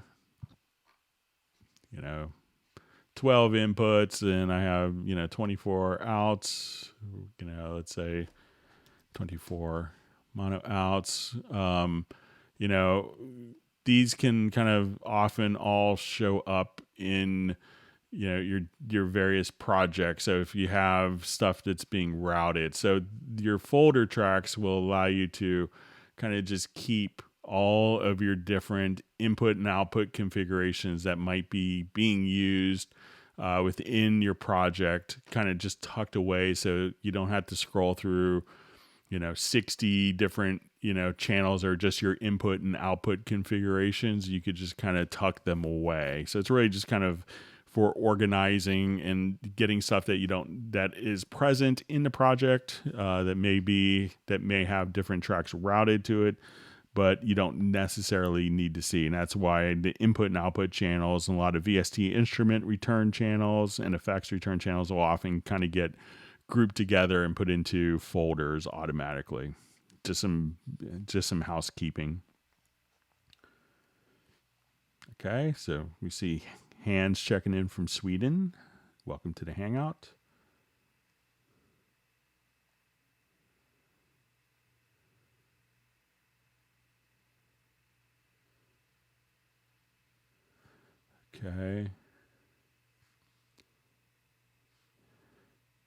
Okay, so I see question. Hi, Greg. Thanks for doing these live sessions. Is there a way to stop the audio dropouts every time a plugin, delete a plugin, drag and drop plugins from one track to the next? So generally why it does that, and, is like, let's say if we're playing and I wanted to add,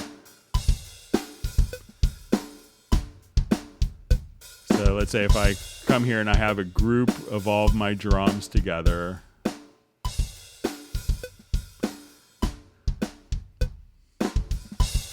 So I'll just add a group channel to selected drums, and we'll make it a stereo group. So as it's being routed, it's going to automatically make sure that you have the delay compensation going at all times. So if I put on like a big multi-band compressor, as we do this, you may hear just a little bit of a gap, and then it'll kind of pick up once the delay compensation has been accommodated for. I know it could be a little disconcerting for mixing sometimes, when stuff's dropping in and out, but it was one of the things that was mentioned in the recent Steinberg surveys that they do usually after kind of a major release. They'll do kind of a user survey, and that was one of the topics that was covered, was kind of a gapless audio engine where maybe it could update a little bit. But why it's doing that is because it's actually doing all the delay compensation. So when the routing or the effect is actually inserted, that it's going to play back in time. So, and not cause other phase issues. So there isn't a way currently to do it, but I think we may see it coming. They may be working on something clever.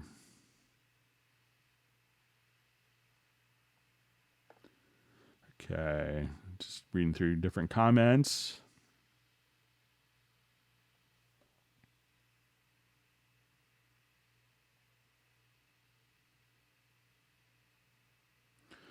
Okay, so it says, let's say we have a single audio track and we want to do parallel compression. Can you show us how to do that? Do we need to define 2 group tracks? That's the most common way of doing it. So I'll just do it for, let's say I'll do it for these drums here. So we already have these being routed to, so I'll take this and let's say,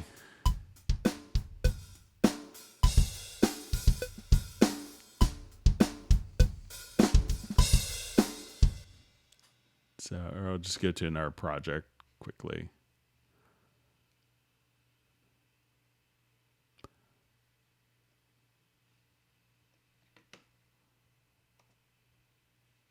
So generally, that's like the easiest way to do parallel compression. Like especially if you have a lesser version of Cubase, so you could come over here, say, okay, I want to take all of these tracks and let's add a group channel to the selected tracks. And I'm just going to add 2 group channels. So now we do this. We could have all the drums. We'll be going into this group, it looks like here. And it's, so if I wanted to bring that down, but let's say if I switch to my sends here, so I will now take all of my drums and I'm going to activate Q-Link. And we could route these to group 1 as well. Let me select all the channels first. Okay, so I'll just, with the Q-Link, and then I'm going to turn it on. So now we look at it, it's going to be both going to, I'll just make these all just slightly a little louder. So it's going to this group and to that group simultaneously.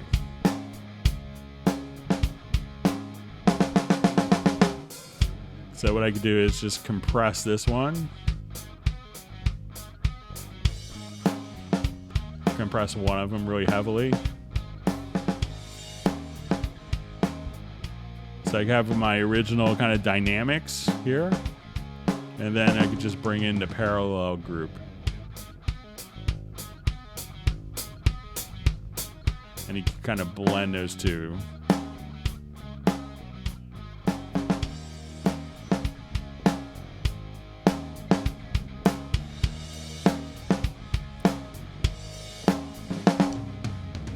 So that's the easiest way of kind of setting up parallel processing, parallel compression.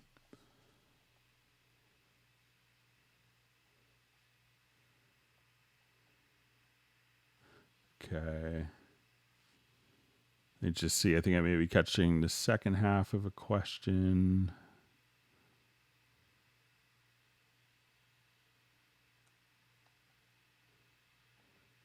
Okay, so just see a comment to the MIDI track for further editing from Hanker Hill. So I'm not sure if I missed the first part of that. I'm scrolling up a bit. And I don't see kind of the first part of the question, but maybe if you could, if that's a comment from a previous thing we just did, let me know.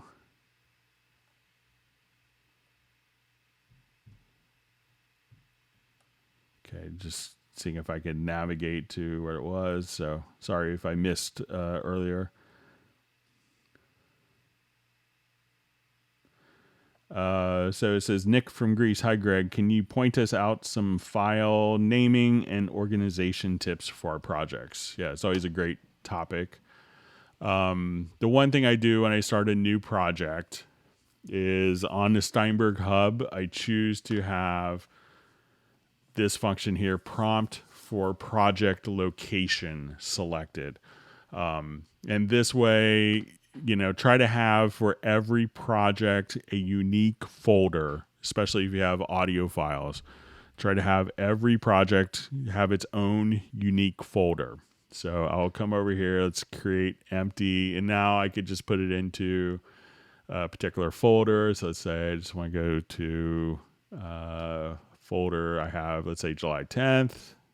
So think of every project being unique. Unique folder. That will make your file management so much easier. If you're adding, let's say, audio tracks, come over here, and as you record the audio, it's going to be named based upon the track. So come over here, say kick, and you can hit the tab key. That will take you to the naming field of the next track. Say snare, hat, let's say Tom 1, Tom 2, Tom 3, overhead L, overhead right. So if you didn't have any errors here, so let's just, so now when you come over here,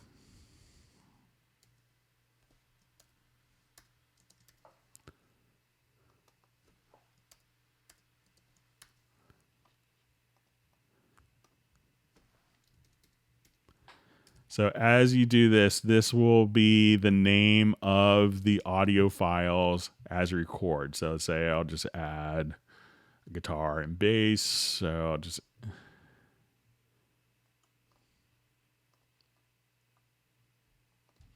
so name the files before.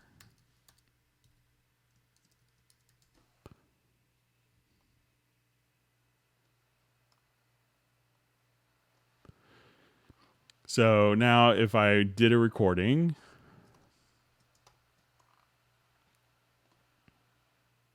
I'll just put these all into a quick folder track.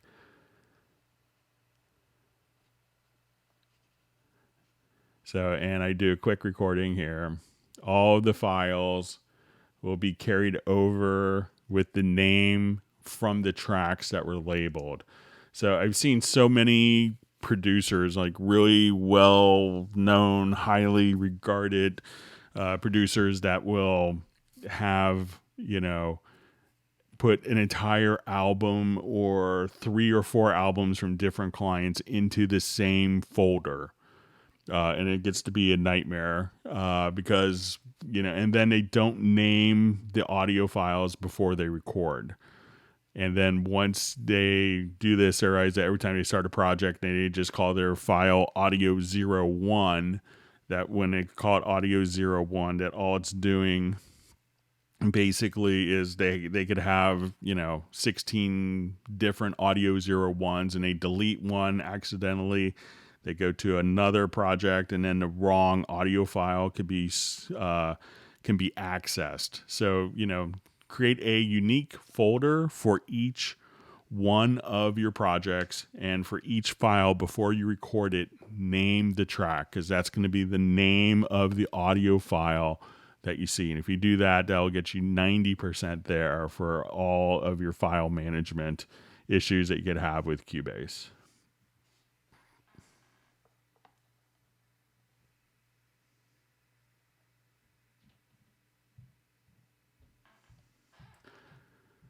Okay. So it says, I guess this question is related to my previous one. How can we create a return aux channel in Cubase? So, if I have all of my tracks here, I'll just jump back to where we have some actual files. Let's say I have all my drums. And if I have these selected, these particular channels,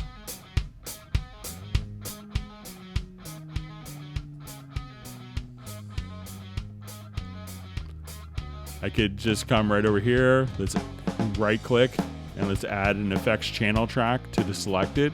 I could add my reference. And now I could come right over here. Let's activate. I'll select all the tracks.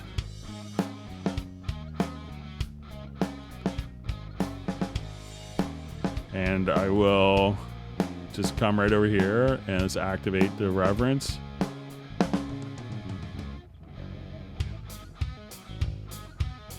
And then you could have varying amounts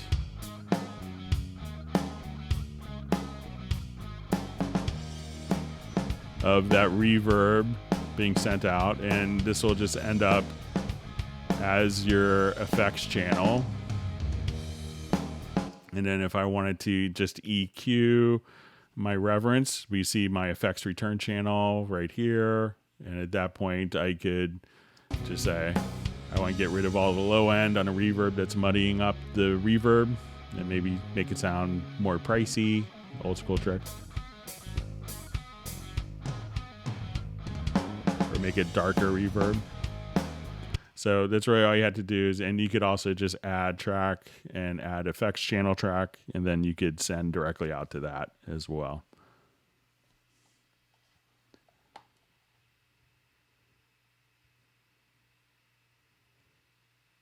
Okay, going through different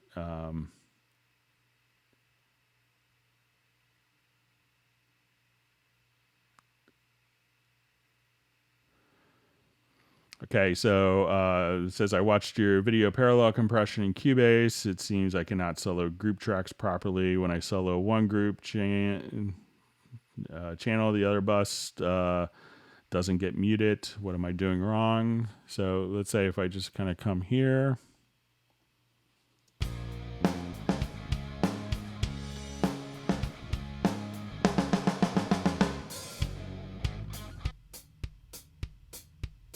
So I can solo that.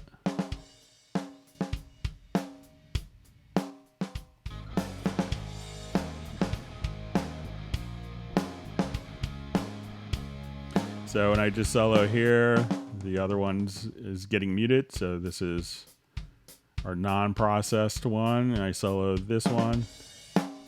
And one thing that you could do also is hold down the Alt key, depending on your solo state. So if I'm here, or your Control or Command key. So that's my heavily compressed one. And then if I click here, that will just solo only, the source is feeding that one. So you could also try, as you're soloing, just to hold down, so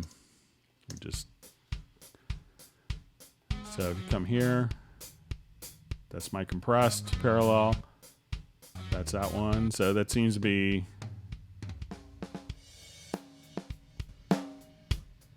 so together.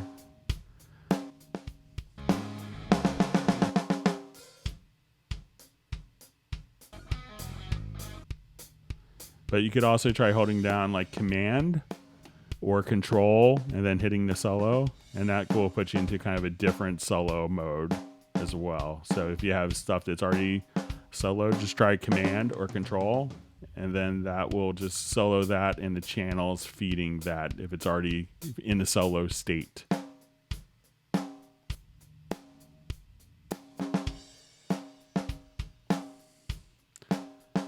And now I'll just come over here, let's defeat all the solos. So give that a try. Try holding down the Command or Control key when you hit the solo. Okay.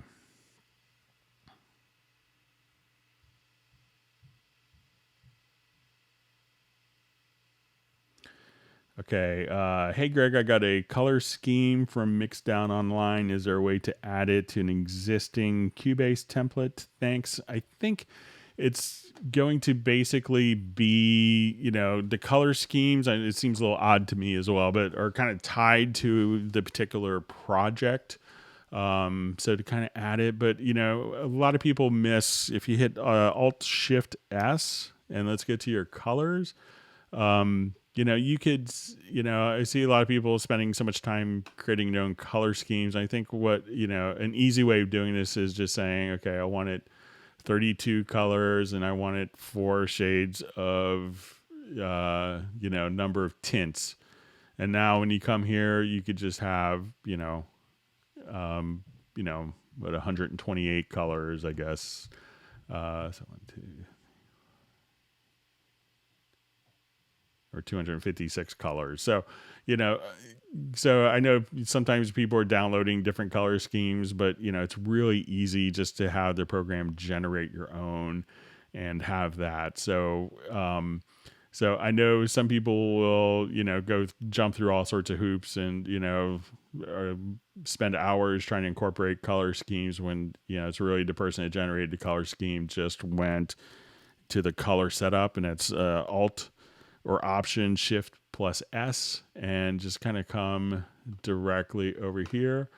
And you may also within the options here, just to, once you have that color scheme, is just to try reset the color set to default, and that may just automatically take care of it for you.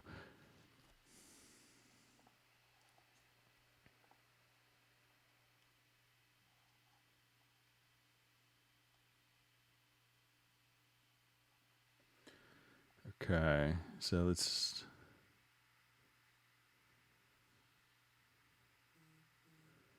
Okay, good to see Creed on a Hangout. It's probably been on a Hangout for an hour and a half. I'm just catching up. Okay.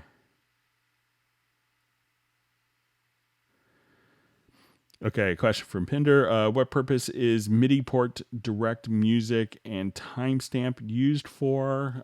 It's a Windows thing, so I can't really show it. So when you go to kind of your MIDI port setup, it used to be certain MIDI interfaces, like in Windows 98-ish, or like right before Windows 7. I think it was... just blanking, but right before Windows 7, there was a point in time when Microsoft embedded timestamping into the MIDI timing stream, but not all MIDI interfaces supported that. So if people were playing and their MIDI interface was constantly late or behind, that's when you could activate the direct music and timestamp and use those ports instead. So most of it's kind of taken care of where you don't have to do it, but it was, in the old days, it was probably like 50-50. So if, that you may just have to switch, but to switch the options for your MIDI interface, and you left it once and then it worked fine, depending on the driver for the MIDI interface and which version of Windows. So just for kind of compatibility, with older hardware and older operating systems that people are still using, we still have those functions.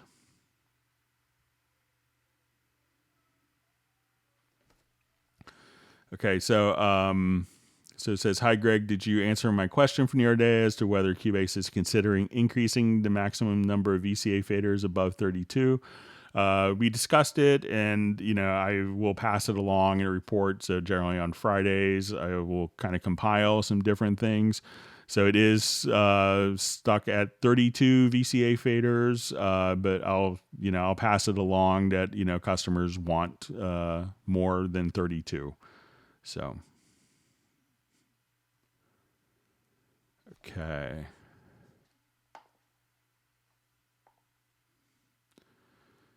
Okay, so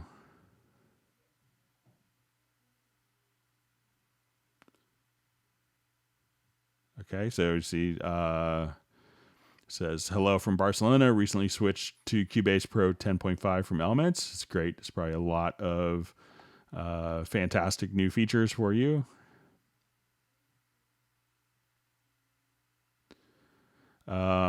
So I see question, is there a quick way to adjust the range of the automation lane to make more subtle changes easier? So let's go ahead and sometimes you could have a fine control. So let's say, just hide this for now. And let's say we have automation lane here. So if I wanted to, let's say as I move this, so I know sometimes with like if you're automating like the fader, so let's say if we just go here to the fader for the particular channel, so I could move, let me just put it over here. There's no automation. So I'll just take so you can move the fader here using like your mouse scroll wheel or as you move with the mouse. But if you hold down the shift key and you're automating with the fader, that gives you kind of fine control. So you could do that. But any of the automation that you're editing, you could, very easily just kind of select the particular automation, and from within the value field here, let's say if I come and adjust the values, let's see if I hold down.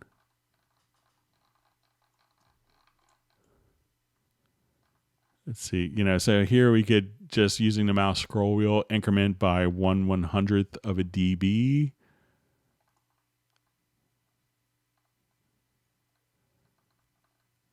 So looks like it's the same whether you hold down the shift key or not. So, but you could do that. But if you're just writing from the fader, try holding down the shift key, and that will give you kind of a fine control for automating different parameters.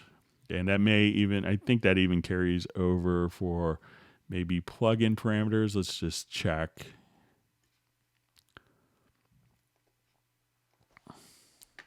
So if I'm here, yeah, and then even on plugin parameters, if you just are adjusting and then hold down the shift key, that gives you fine control over the parameters of plugins as well. But, if you wanted to, physically adjust it larger, you could just adjust your automation like that as well. So I hope that helps.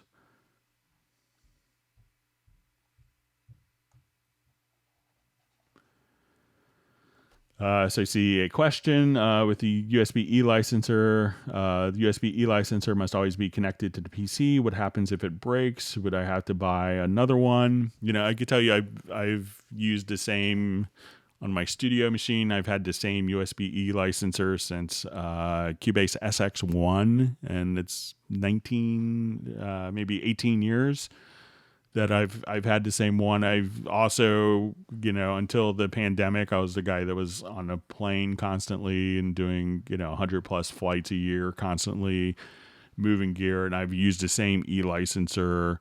So they are pretty resilient. Sometimes I've, seen the plastic cover come off, but the USB e-licenser still works well. But, if for some reason your USB e-licenser died, as long as you're registered, you can set up for what they call a ZDT, the zero downtime, and you could buy another one. They're like $29 US. It could vary in different countries, and then you could basically just have your licenses deactivated from your old e-licenser to your new e-licenser. So it's really not an issue. So it's very reliable.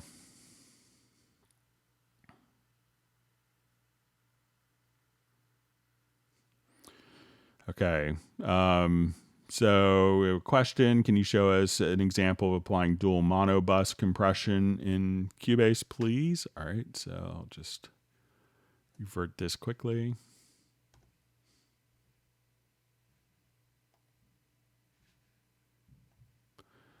Okay, so let's say if I want to put, do a quick dual mono compression on a drum bus.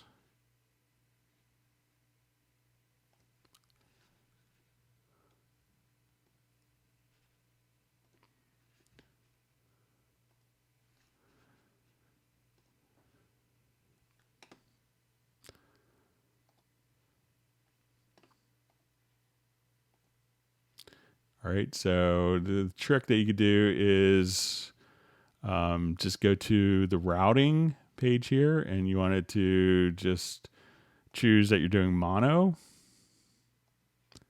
and then you could choose exactly which channel that you want to do. Let's say, okay, we'll just come over here. So this way, this is processing one channel and the other one is processing the other channel. So as we go to adjust our inserts now, I could have different compression on my left and right channels.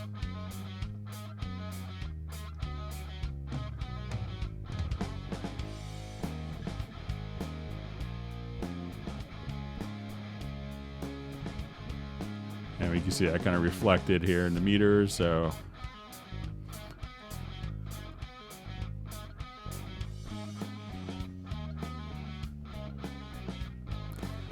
different settings for different values here. So just make sure that you do the routing and just set each one to mono. And, if you want it to be the same, then all you have to do is, copy the settings like we showed earlier.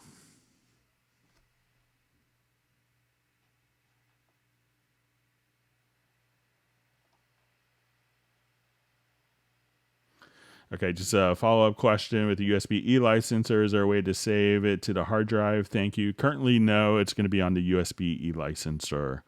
So there isn't with Cubase Elements, you could run the Cubase Elements version on the soft E licenser, and then you could transfer it to a USB-E licenser. But once it's on a USB-E licenser, you can't necessarily put it back to a software E licenser. So.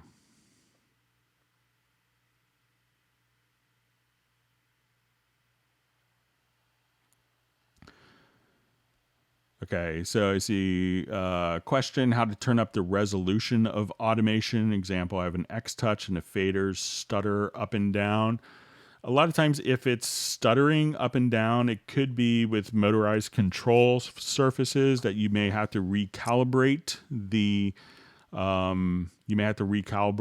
motors. Often when you see it stuttering like that, it means that the motor is not calibrated, and it's a pretty typical thing. But if you wanted to, there's also, as we write automation in a particular track. So let's say if I come to my bass part here and I'm automating along.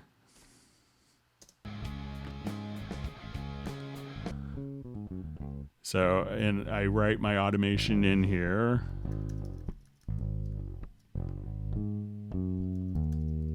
And it may not write every single functions, but if you go to, so a lot of times people want to decrease the automation. So as you write the automation, another thing you can do is go into your settings and set the reduction level here. So once again, go to F6 and that'll bring up your automation panel. And then you can go to your automation settings. So if I have this set to 100%, and I move my fader, we can see that that's going to contain more information than if I had my automation level set to 50%. So about the same things, but you'll see kind of more information there. So you could try going to your automation panel, F6, and try to go to settings and set your reduction level there.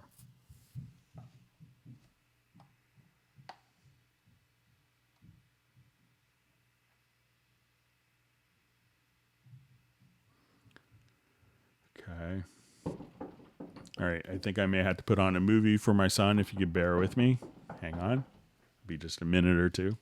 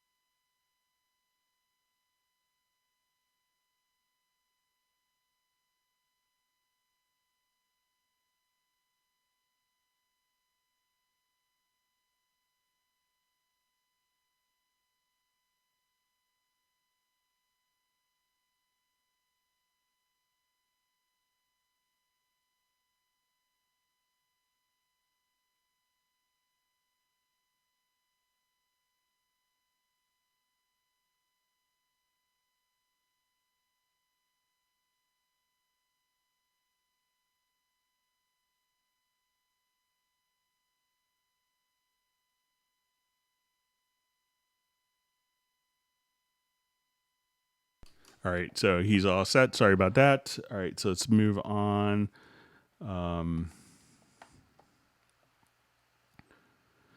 Okay, so see from Pinder, I bought an Akai MP218 drum pad. The mapping editor is a nightmares.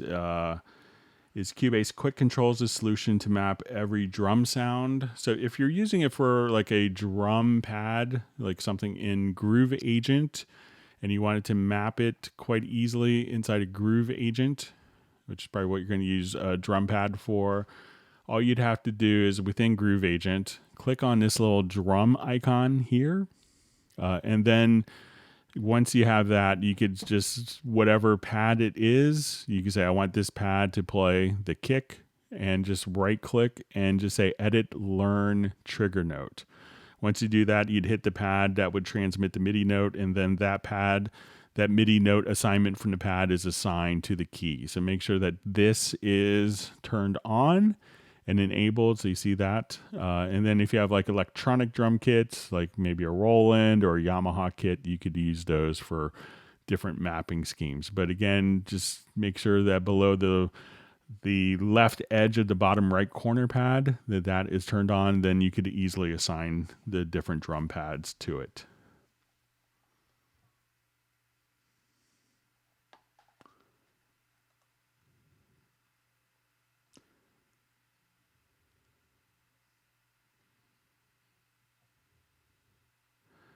Okay, so I see a question. Is it possible in Score Editor transpose notes using mouse wheel with a key, say command, to transpose? Apple's Magic Mouse is very sensitive, and many times I transpose notes unintentionally. It may be a quick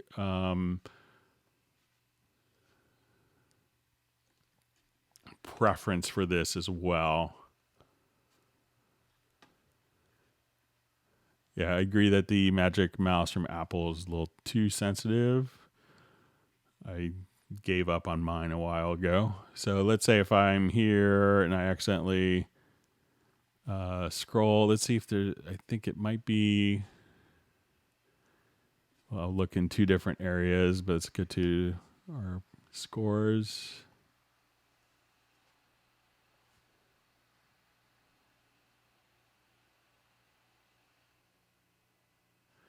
So if you come right here to scores, there's a preference for use mouse scroll wheel to transpose notes. So if you uncheck that, if that was bothering you, so now you could come here and now I could just kind of unscroll the notes like that, and you could do that accidentally.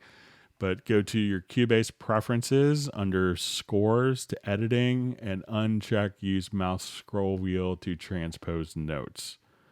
And then that will fix it for you.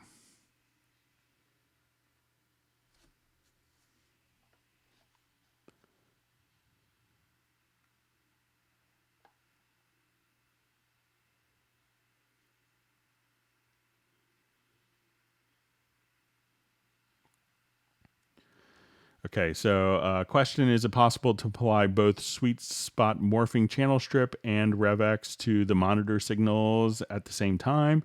I have an MR816 CSX. I guess the same applies to UR unless with built-in effects. So let's go ahead and show you how you could do that. It's going to be slightly implemented differently here. So let's I'll just do a quick new project. But yes, you can. So it's going to be with my interface here. Let me get it set up.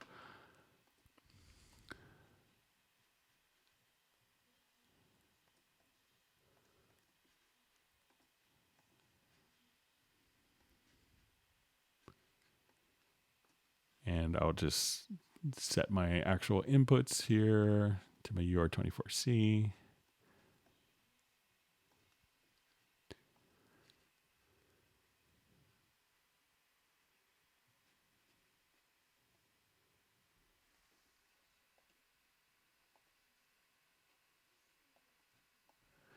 But yeah, so it's set up slightly differently on the later interfaces. Let me just see if I adjust my audio connections here out of my control room.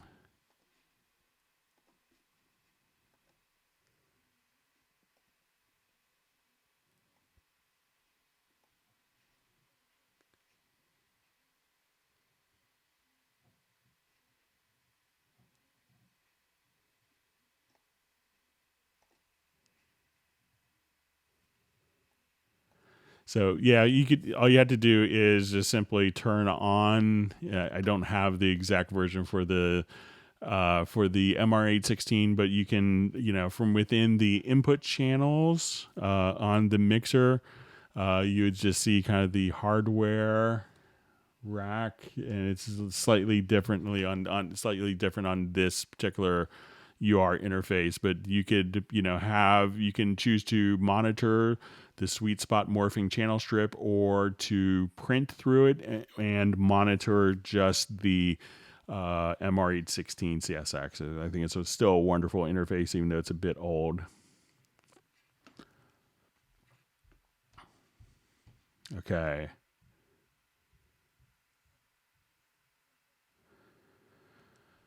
Okay, so question, can you have the VST output tracks to show in the mix consoles that currently have data in the project? So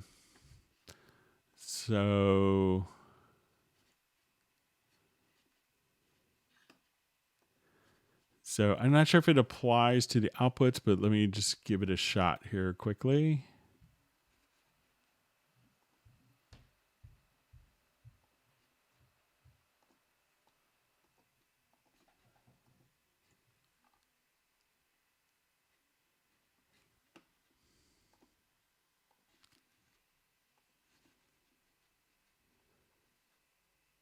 So I'll just try dragging a loop over quickly.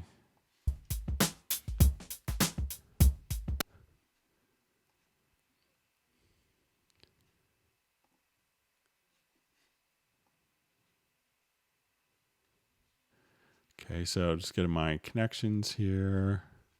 I don't think there's a way of doing it, but I'll give it a shot.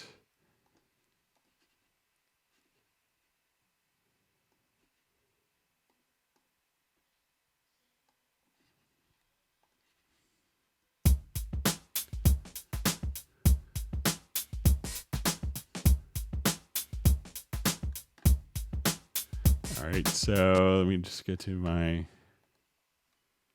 track visibility configurations here. So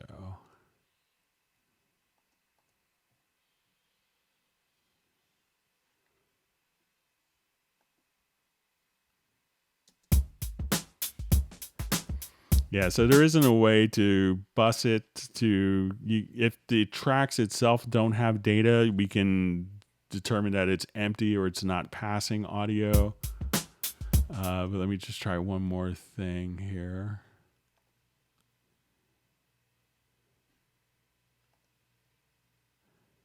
Yeah, so it's not going to.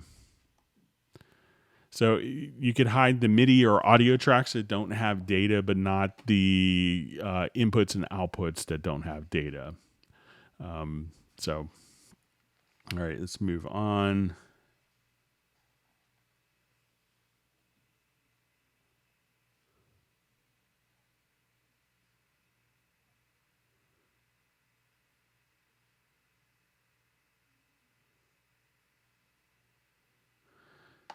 All right, you see Ambient Dave is joining the Hangout. Good to have you on.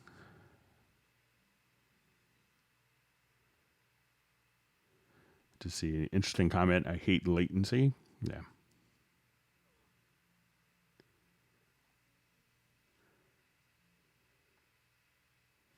Okay, reading through different comments. Says Cubase with UR22 Mark II with studio monitors. Max out monitors are quiet, but with the MR816 CSX, I notice as soon as I switched to MR in the same project, a very loud noise was coming out of the speaker Y.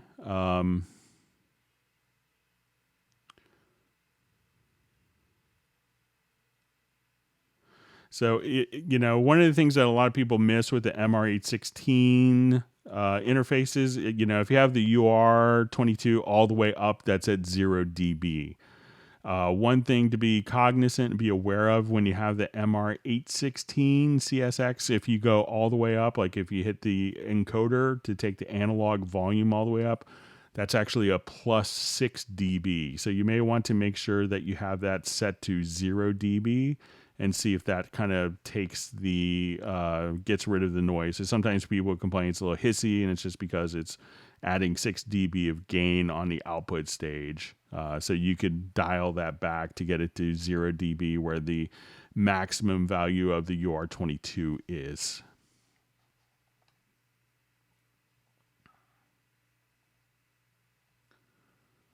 Okay, it says, question, when I'm writing automation for my X-Touch, the playback fader motion is very jumpy. Is there a way? Okay. Yeah, so, all right, so we covered that already.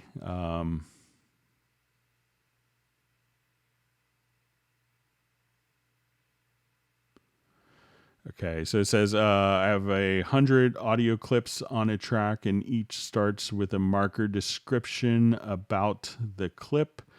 Is it possible with the key command to rename the clips with the marker descriptions? I think we might be able to do it in Nuendo, but I'm not sure. So let's go ahead and see if we could rename the descriptions in kind of an intelligent way. So let's say if I have markers set,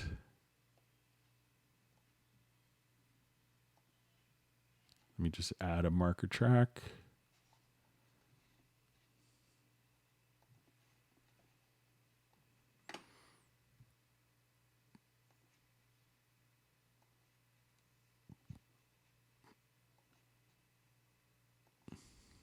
Okay, and I will go ahead and just name the markers here.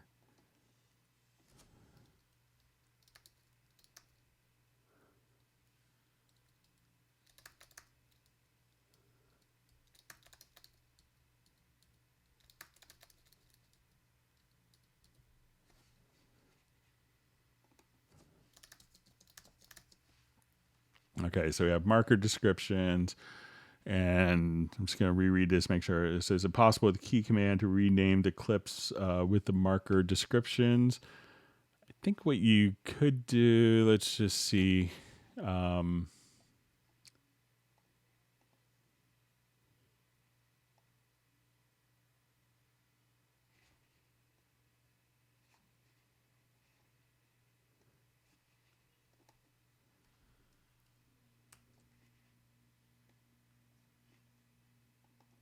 There's kind of just copy and paste. So if you have this open, I think it's just Control M. Let's keep this always on top. So I think if we copy and then you select, you can paste. But it's probably not the most elegant solution if you have hundreds of them, but let's... you could probably set up, if we do an export audio mixdown, if you had these set up as cycle markers, you could do an export audio mixdown and based on the cycle markers. So let's say if I turn these into cycle markers, but I'm just going to check a naming scheme thing.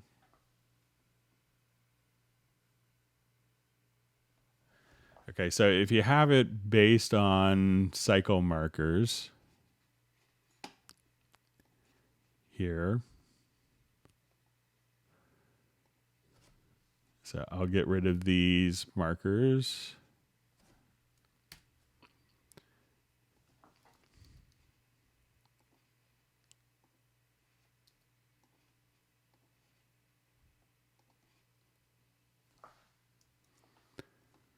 So, and this may, so if you do this in the future, this may make it a little easier for you.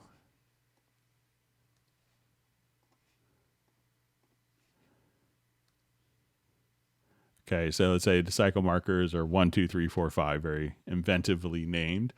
But now what you could do is when you do export audio mixdown, I could say, let's just take all of these and I want to take the stereo out and we could choose by cycle markers. Okay, I wanted to import those and we could set a naming scheme and I want the name to be based on the cycle marker name. So I'll drag this down and I'll just create the audio files and put them into the new project. So this will actually make new audio files, but this might be a good way of doing it if you don't want to manually copy and paste.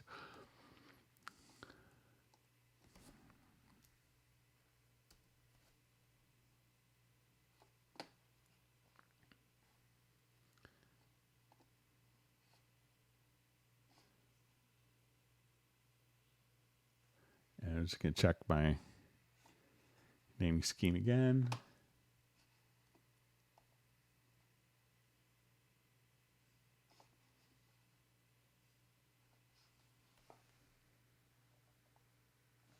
Just put on desktop.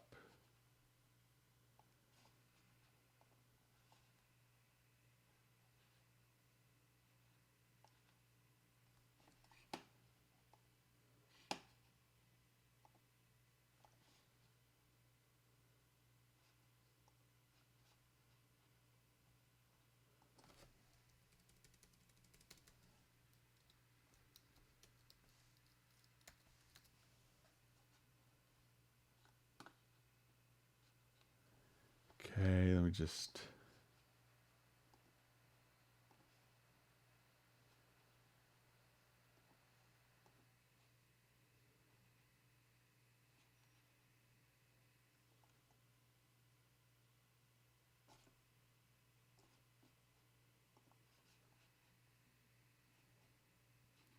And then let's just see if I do name and then cycle marker name.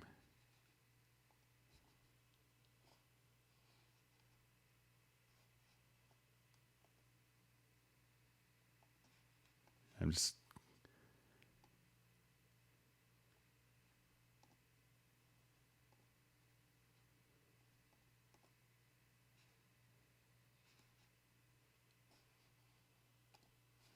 Okay, let me just see if I...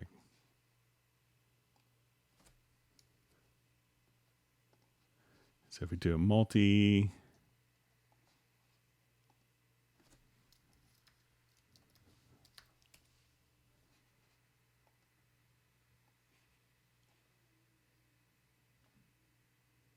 I'm just kind of having a brain cramp right now, so sorry about that. But you could, do the naming scheme with the cycle markers. And I've done it other Hangouts, but I'm just not working for me right now. And that way you could carry the name of the cycle marker into the exported file if you don't want to copy it.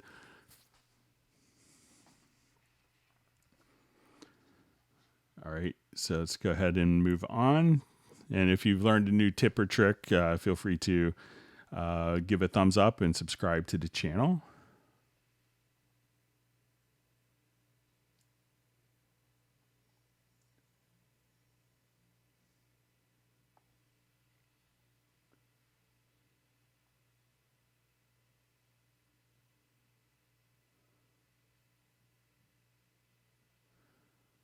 Okay, so it says in UR 824, we can insert effects in 3 different locations. The upper is off, the middle is monitor effects, and the lower insert effect. However, it seems I cannot put it in its lower position. Why, please? I'm not sure. Whenever I've used I don't have an 824 connected, but it kind of works the same way as the MR816. I haven't had any issue with that, but, maybe make sure that you have direct monitoring turned on. So something to check is if you go to your studio menu and go to your studio setup, that you select the VST audio system or select the interface here and make sure that you have direct monitoring turned on. If you don't have that, that might cause that to not show up. So you see a question from Grant W. Nicholas. Good to see you on a Hangout, Grant. What audio interface do you have? I still have older MR816 CSXs. So I have 2 of them. That's what I have in my personal studio. I like for the Hangouts, I'm using a UR24C. When I travel, like in my backpack, it's always a UR22C. That's my, when I would travel around kind of pre-COVID, that was my interface that I would use for all my demos and trade shows and stuff like that. Okay, so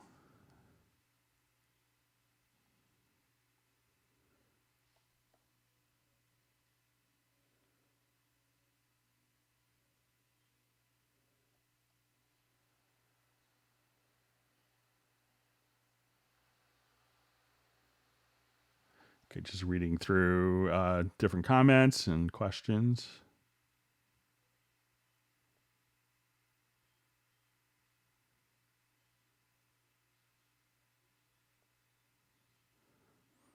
Okay, so just see, hope my questions 1134 about VR mixing around an object innuendo aren't being skipped for a second session in a row. Steinberg, we did cover that earlier, so if you wanted to jump back in time, we did cover kind of the VR stuff in Cubase innuendo.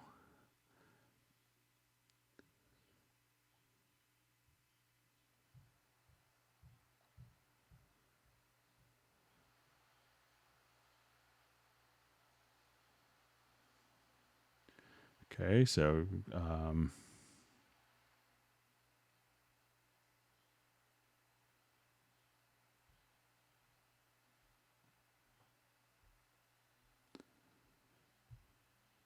just reading through comments again.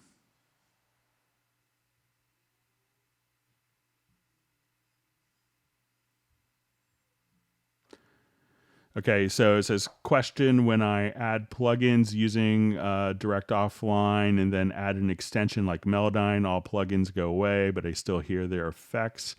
But now I can change anything. How do I fix that? So when you're doing, if you've done like processing with like an ARA extension, one of the things that, so let's say if I come here and I have this particular file, let me,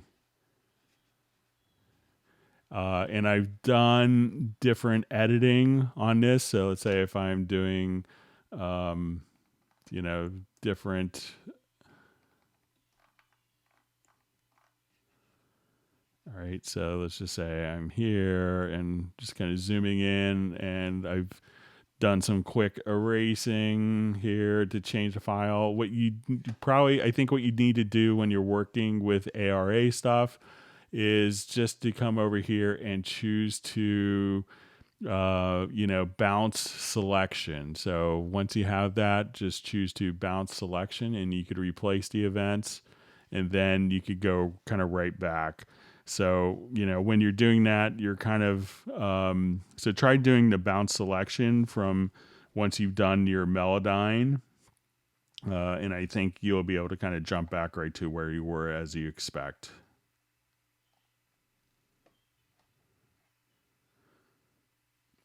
So it says, hey Greg, are there any Hallian 6 gurus at Steinberg doing what you're doing? Yeah, I mean, there's obviously like total experts in it because they created it. But if you have like specific Hallian questions, feel free to email me at clubcubase@steinberg.de, and we could incorporate it in our next Hangout on Tuesday.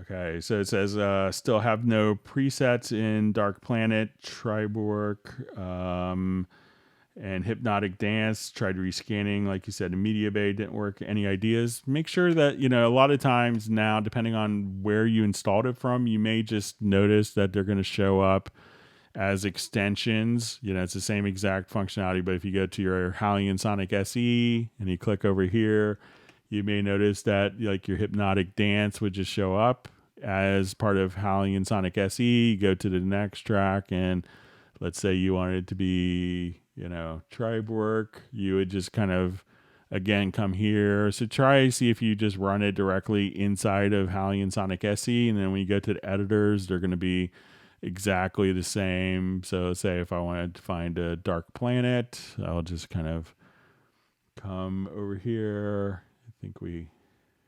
So here's Dark Planet, and all your presets will be directly there, and you could run them kind of within a unified interface like so.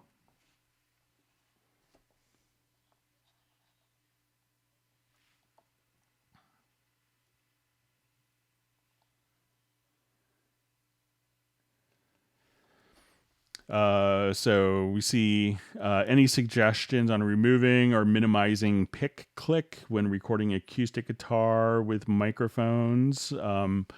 You know, a lot of times being able to kind of isolate particular frequencies is really helpful. Let me see, I think I might have a file that might show this. And this is where stuff like spectral layers comes in super handy. So let's say I'll come over here.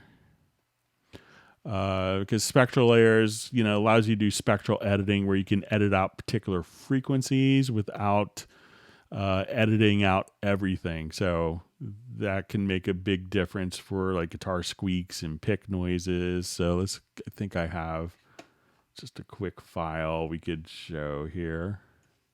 And spectral layers is an add-on. So let's come here. I think this will be okay. Might have to switch my sample rate. So I think this is 96K.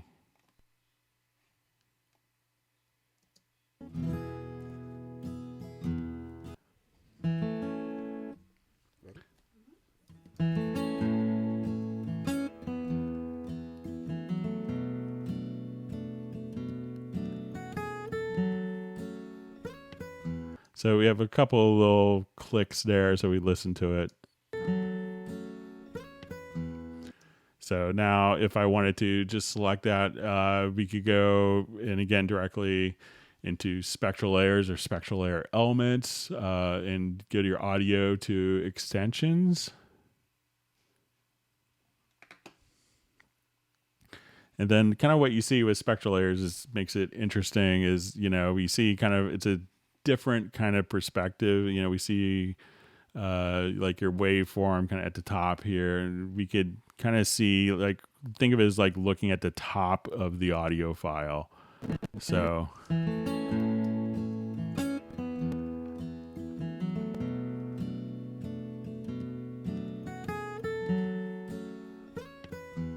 so if I wanted to get rid of, let's say if I'm here and now like we have a little bit of just kind of like a little just finger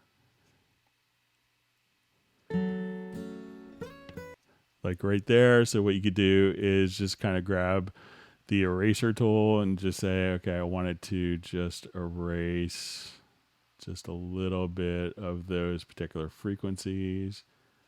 And we could kind of just zoom in on our lower frequencies as well. Say, okay, we have just a little bit of finger noise, and you could just kind of erase those particular finger squeaks and noises and just kind of touch things up quickly. So now if we wanted to listen to it, you know, we can just get rid of that particular noise. And you can get rid of like that little finger pick sound. So like doing spectral editing and using tools like spectral layers is really handy for cleaning up different stuff like that. So, all right. So let me just go ahead and close out of spectral layers. And then once you're done, you could just choose to have that file, you know, just choose to process the selection, and then you'll be there for minimizing pick click and stuff like that. And once you, after a while, you'll get to see kind of, it's a different view where we see, you know, this is basically going to be our low frequencies at the bottom and high frequencies. And as you get to the point where you'll start to see different visual patterns, you can clean up those little anomalies quite easily.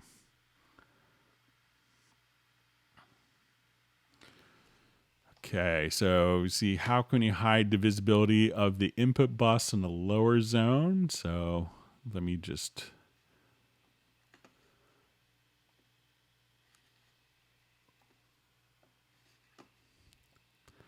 So let's say as we start working with different tracks and we look at our mix console here. So let's say I have input channels that I don't want to see. You'll see these little 3 dots here. And then just to the right of the magnifying glass tool or where the search tool, you'll see like our channel filter type. So there you could just choose to hide the input channels, and that's where you could do it. So if you don't see those controls, just click there, and just to the right, you'll have your channel filter types. And then you could choose to hide your input channels just there.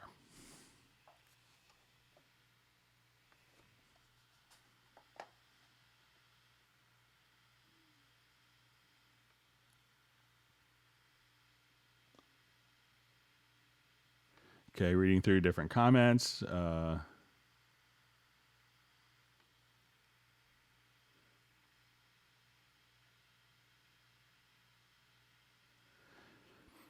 Okay, so I see a question. Hello, sir. Can I add multiple chord tracks in a project? So a project can have one chord track.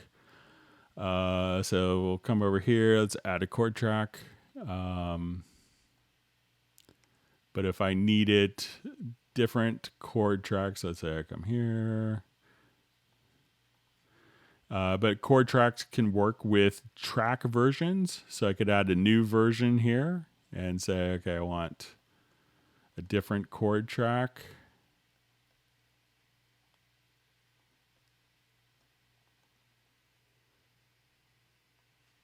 So at this point, you could switch between different track versions for your chord track. So in essence, you could have, however many versions that you want and be able to kind of switch between different chord tracks that way.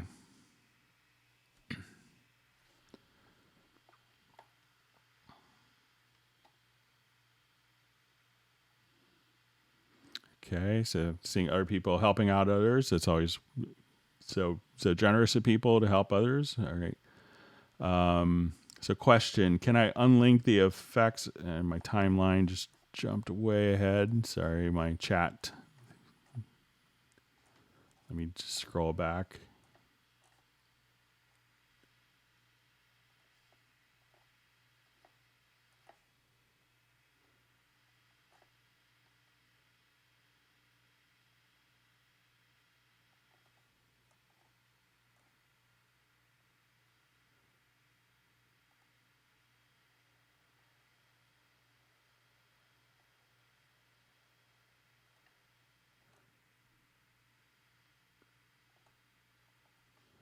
Okay, just trying to find. Okay, so I may have lost some questions, but we'll kind of plow through. Okay,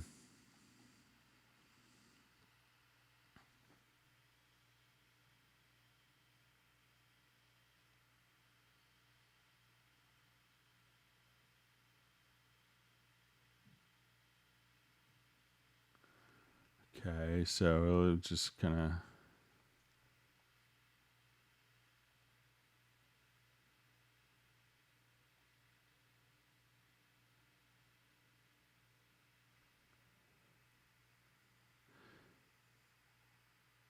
Okay, so just see question. I'm having trouble getting my shared copy working on audio clips. Is this possible? I've seen Ian Kirkpatrick do it. Yeah, so I haven't had a chance to check out any Ian's live streams, but yeah, but I had a good time kind of visiting his studio I guess maybe about 6 months ago. It was the last time I was out at Ian's place. It's got a very cool house. All right, so let's say, let me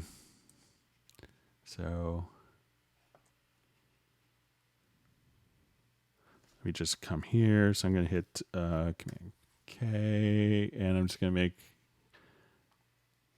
a couple shared copies. So sometimes the share copies will work primarily for, I want to say it could be a little different for audio files, but if, I want to say I came across this recently.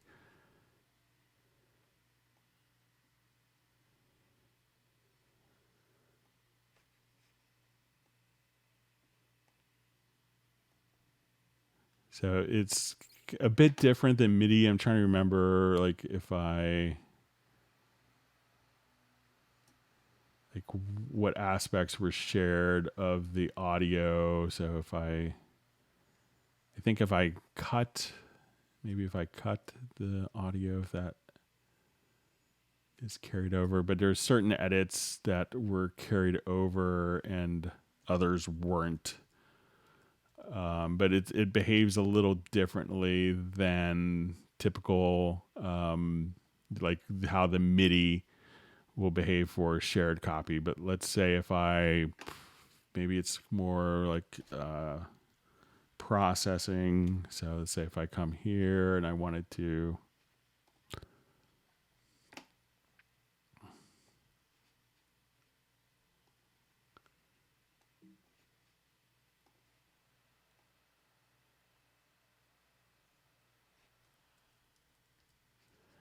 yeah, I'm trying to remember what the distinctions were, but it wasn't kind of the same way as the MIDI information where different changes. There's only like particular types of edits. Let me see if we do like clip gain, if that's carried over.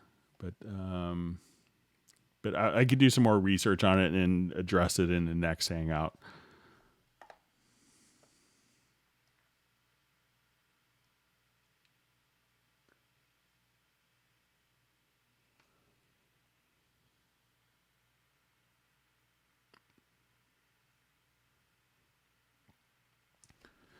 Okay, so question. Hi, Greg. I have a vocal track that some parts are recorded with such low volume that it gets lost in the mix. What should I do to make the quiet parts louder? Clip gain increase. I think that's probably the best way to do it. So, so if you have, like, let's say, if you wanted to do this, and after a while you can get very kind of fast with this. And you could make macros as well. So let's say if I'm just going to turn off my snap, and like if I wanted to take like just a portion of this and wanted to make a macro, let's say this part here, and I wanted to bring up, that clip gain, there's different stuff that you could do. So, you can make a macro to split the audio, to split the section. It is like just, so I'm going to take this, and I think it's just Shift X, and then just be able to bring up the clip gain just like that. So if you wanted to, like if this was the vocal, and I think that you could set up kind of a key command to do this as well. So I'm going to blow off Chuck Ainley, who's calling me, world famous record producer engineer. So I'll call him after the Hangout. All right, so let's go to my key command.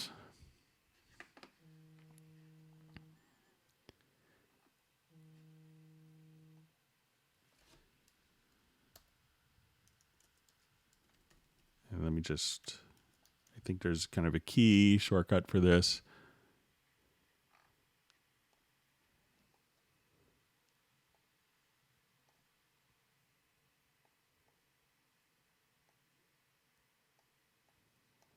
But there is a keyboard shortcut for like, add or decrease gain. Let me just see if I can find it.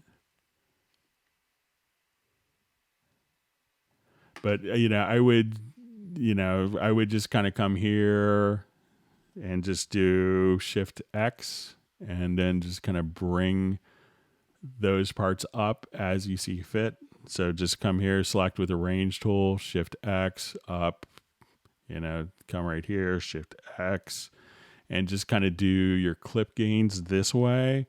I have a friend who does a lot, does like Barbra Streisand records in Cubase, and this is why he still uses Cubase, because he could just kind of go through all the vocals and just kind of clean stuff up like this super fast, so he doesn't have to apply a lot of different compression techniques that are kind of fighting each other. So he just does clip gain for a tremendous amount of his vocal edits. So I would do clip gain in a situation like you described.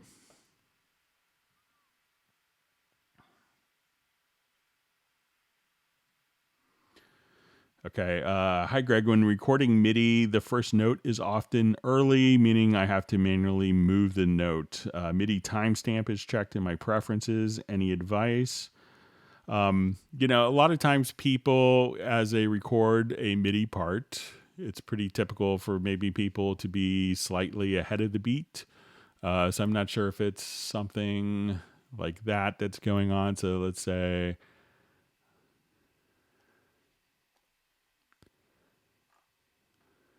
So let's say if I just had an organ part or something.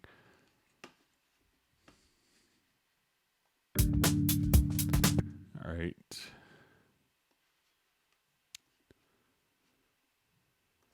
I'll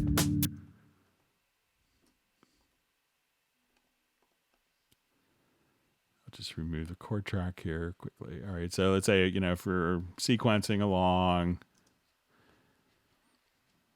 and I have my click track on. And let me just...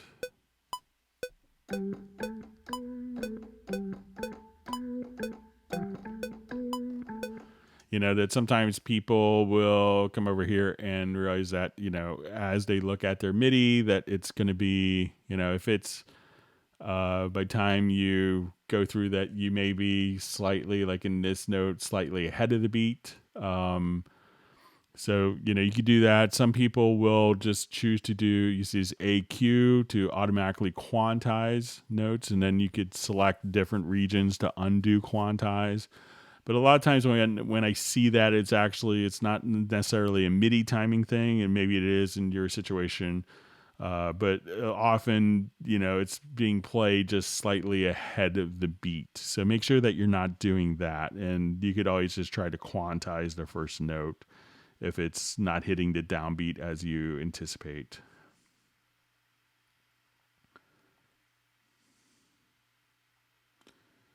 All right, so we have Virgil from Tampa in the house. I'm just going down to Tampa.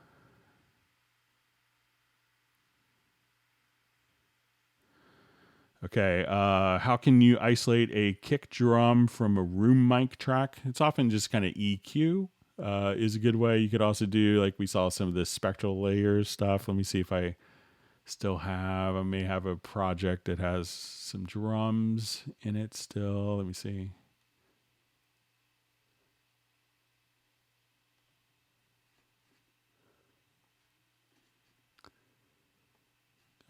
So let me just...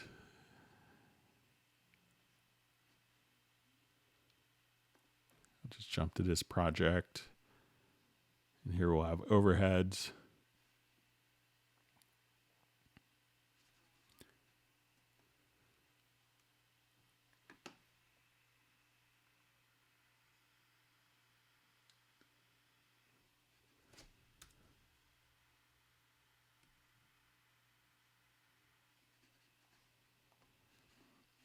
Okay, so let's say if we want to, for here, and we have our overheads.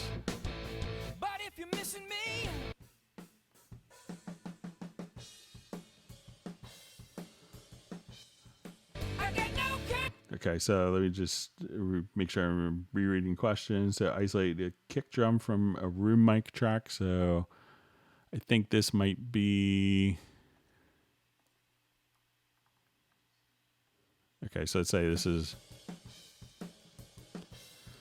So if you wanted to isolate, like let's say, I'll just go ahead and pan this.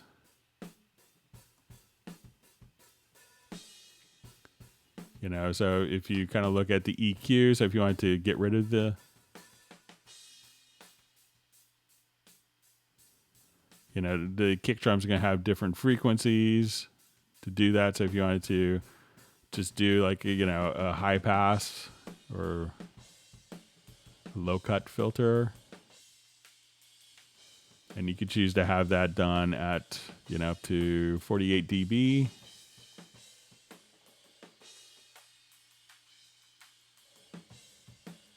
So that would be one way. And if you wanted to, just hear the kick drum in the overheads, you could do the opposite. And just kind of using your high cut, low cut filters on the channel strip as well. So that's what I would do.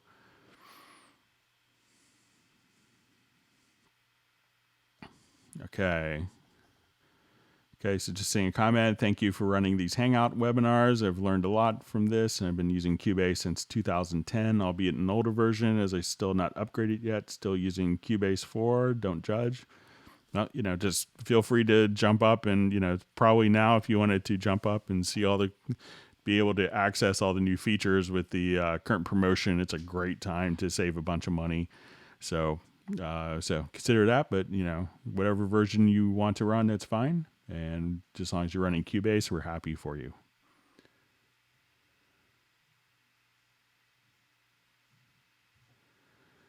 Okay, so we have a question. Can I unlink the effects or group channel from the track that I'm sending to it?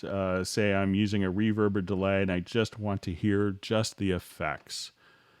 Okay, so let's jump back to one of our projects here. We had some vocals. Thanks for all the great questions from everyone. If you've learned a new tip or trick, please feel free to give a thumbs up. And make sure you subscribe to the channel if you haven't done that already. So let's say, there's a clever way to listen to just the effects when you do it. So there's kind of a whole bus called a listen bus. So let's say if I want to take the vocal here. Say you wished it all away. So a lot of times if I solo the reverb, and you'd have to kind of use the control room for this. So let's say I have the reverb on and I solo the reverb. I hear the source track and the reverb. And then if I mute the source track here,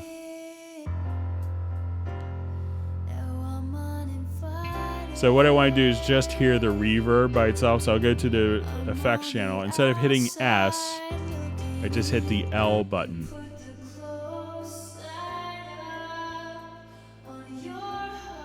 Then I'm just hearing that reverb return by itself. So here I can now. So I can make decisions on the reverb just based on the reverb.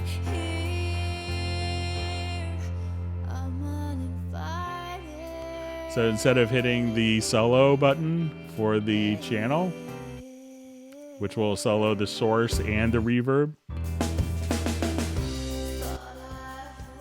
it would just solo, just hit the L button. And then that will allow you to isolate and just listen to the reverb by itself.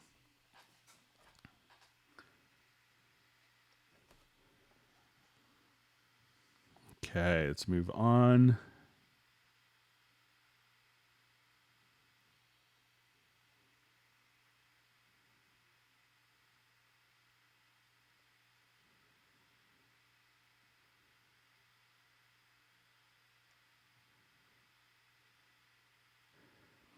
Okay, so I see I have tons of drum loops for Easy Drummer and Groove Monkey for Easy Drummer, but I would be interested in using these loops with Groove Agent SE, but I can't access them and map them to Groove Agent. So if you want it to, it could be that once they're in, once you drag the MIDI file in, what I would do is once you have a drum pattern. So let's say if I go to Groove Agent here and I look at my drum editor, so I'll just kind of look at this particular part here and we'll look at it in the drum editor, and I'm going to just have this, I will choose to go to my drum map and have this created from the instrument itself. So we look at our drum editor. So if you find that you want to use other sounds from, different sources, I will just come over here and let's just say those are all the drum sounds that I have for my events. But if you slide this over and you want, if the sounds aren't mapping the way you expect, all you have to do is kind of slide this little line over and you have in notes and out notes. So you could say, if the kick is C1 in the easy drummer kit and you wanted to play back D1 in a Groove Agent kit, you would say, C1 is now remapped to D1. And then you could save that as a particular drum map. And you could just simply then save those particular parts as exported as a MIDI loop.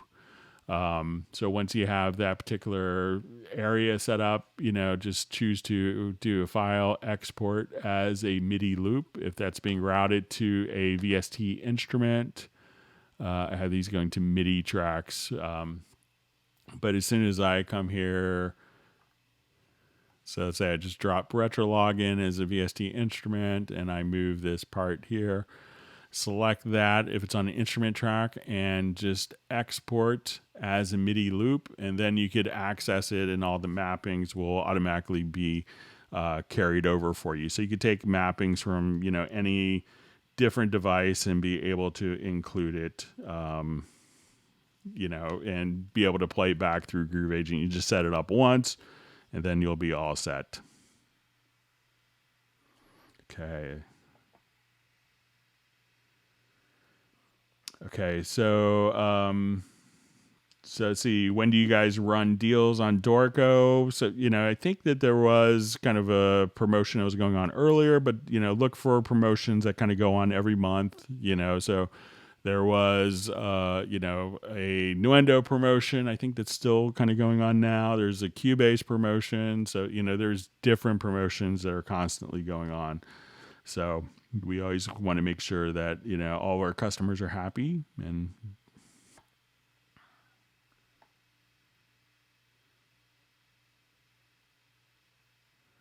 okay, just reading through different comments.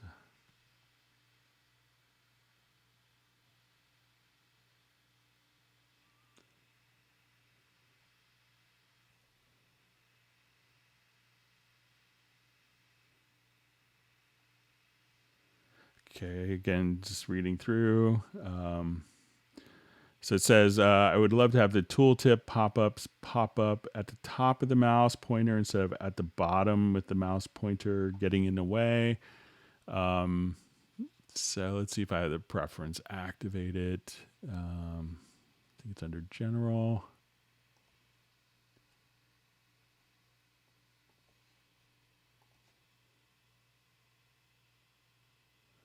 So I could pass that along, but generally I think a lot of times it goes to the bottom so that you could click on the event, without it kind of being over top, because generally, like if you're being very precise, you kind of go from the top of the cursor position, but I'll pass that along.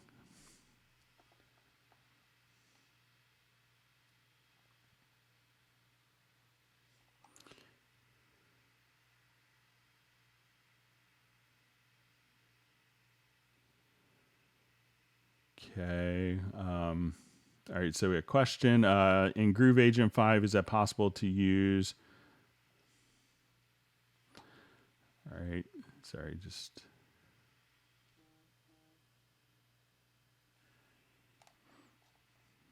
Okay. So sorry, just had an email come in. So so in Groove Agent 5, is it possible to use or create your own style in a style player? If so, can you show us how, please? So, when we do styles, so a lot of times when we look at the styles for Groove Agent, let me just find it.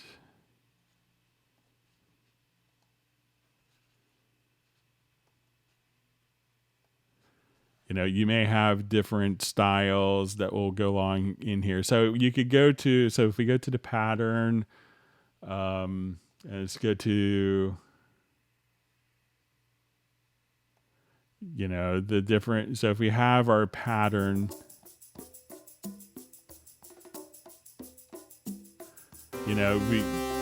you could have, different drum patterns that could be, accessed. So let's say if I'm just stop that one here. So let's say if we're here on this particular pattern, so let's just, so if we're playing that, and we could have all sorts of different patterns. So when we go to our pattern editor, so, we could have the option for being able to change. You can kind of do your own drum patterns here. And then you have the option of when going into different patterns that you could say, have this automatically when we're in our style, have different levels of complexity and not. So you could have the individual patterns like we saw just within the drum editor, but I don't know of a way to have, and this will just do variations and add different levels of complexity and different dynamics as you're playing. So there currently isn't a way for users to create these different variations, but just normal fills can be kind of accommodated for quite easily just in the normal MIDI editor as well. So that's something that's kind of unique and inherent, and I think it's pretty involved to make that work with all 16 levels of dynamics and 16 different parts that are all kind of work together and will be make musical sense.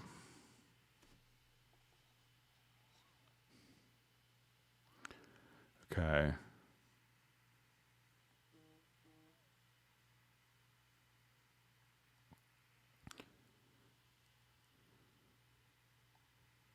Okay, just reading through comments. Okay. Thanks for all the great questions.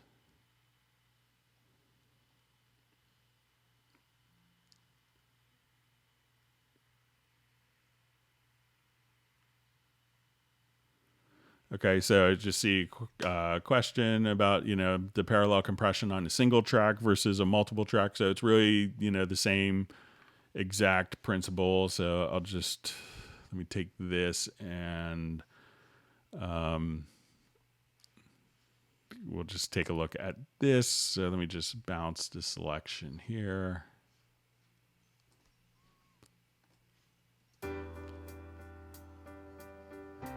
What did you say? So if I wanted to do just this on a vocal, I would. What did you say? So I'll just add a group channel to that track. So, and let me add another group channel. What did you say? You wished it all away. I'm left here for 1,000 years and a day. So now we have. You were the party, the big event. I was your everything. Now I'm uninvited. Okay, so I'll just go to my sends. I'm on the outside looking in. You put the close side up on your So when we're here, I'll just now go to this group. went out and it got dark. Where do I go from here? Where do I go from here? Where do I go from here? I'm uninvited.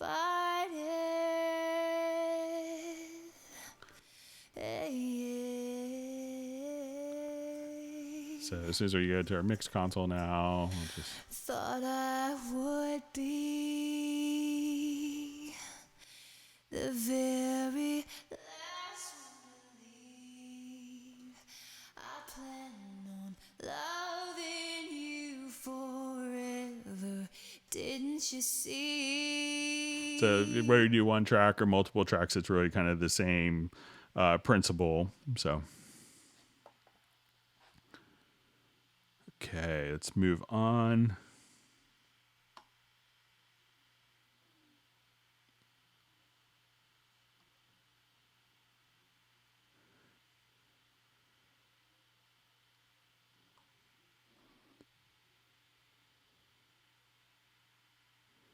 Okay, so just see a question. How do you get the transport panel anchored to the bottom of the screen? So I just kind of have it here. I think it's just Alt or Option T might do it. But if we just get to your setup window here, at this point, you'll see, so just in the upper right-hand corner up here, you'll see this little setup window. And then you could just click and have the transport, and that'll be kind of fixed at the bottom of the screen. So just check transport, and then it'll be fixed there.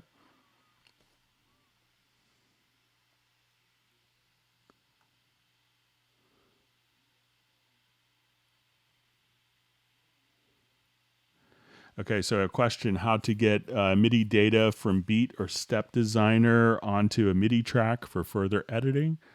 So let's say if I have, I'll just add a quick MIDI track here.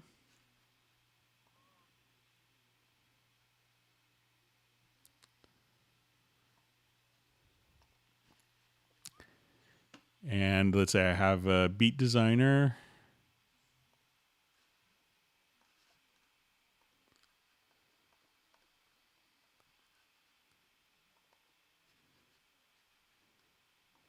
All right, and then if you, for Beat Designer, all you'd have to do is, let's say my song position is here. Let's say I'm at the beginning of the project. I will now click right here, and then you'll see Insert Pattern at Cursor, and then that's how you can get it. And I think it's also, let's see, one other of the MIDI plugins.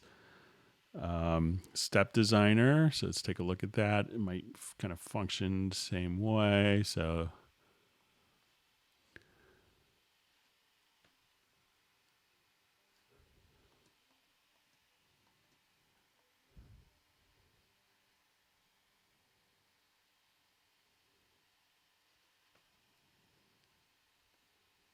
all right, so let me just, let's say we have this going on.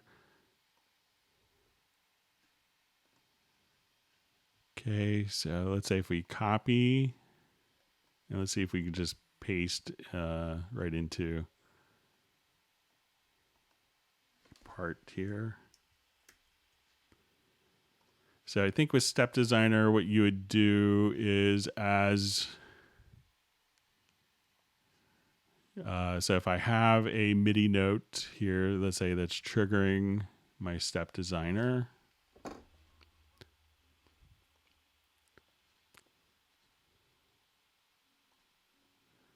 That I could put that in, and let's see if I go to my MIDI to freeze MIDI modifiers.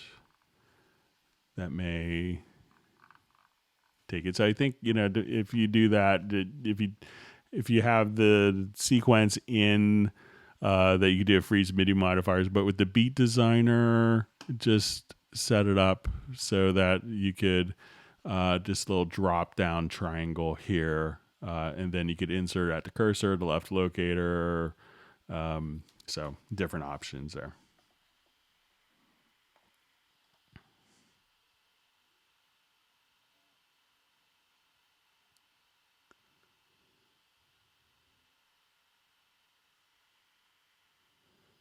Okay, reading through different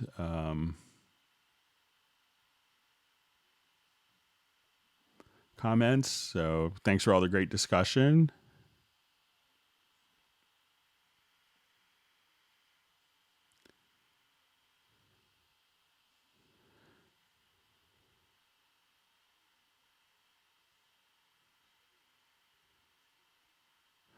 Let's just see a comment from Rowan. Says, I've been using Cubase since 1990. Do I win a prize? So you beat me. So I got into it, I guess, late 91. So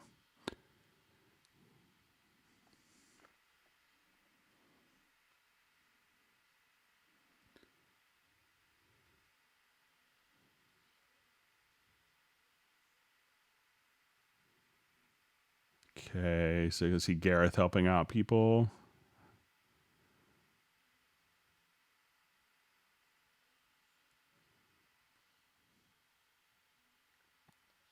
It's always appreciated.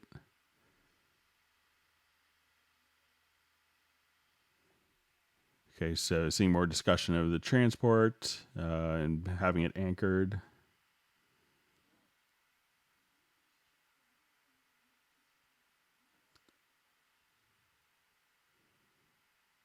Okay, so some more discussion of. Okay, so I see a nice comment from Sir Robert congratulating me. I got accepted and nominated to be in the Recording Academy. So thank you, Robert. That's very kind of you. Chuck Ainlay and Elliot Shiner were kind enough to nominate me for that. So I'm kind of honored.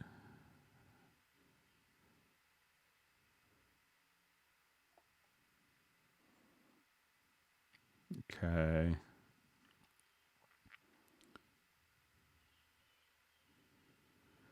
Okay, lots of great discussion. I know we had some people that emailed some questions in, see how we're doing on time. Okay, so we're okay.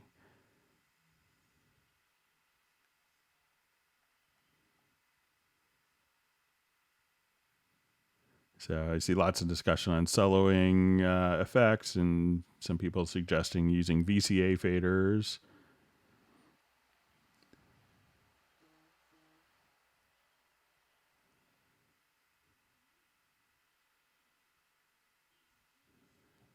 Okay, just okay.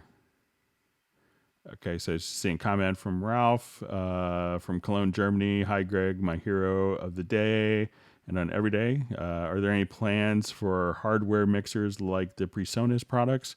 There's already lots of integrated Yamaha mixers that been on the market for a long time, but like the O1V96 is still a wonderful mixer that works great. It has amazing DSP, amazing capabilities. Really kind of defined the feature set for a lot of those different things.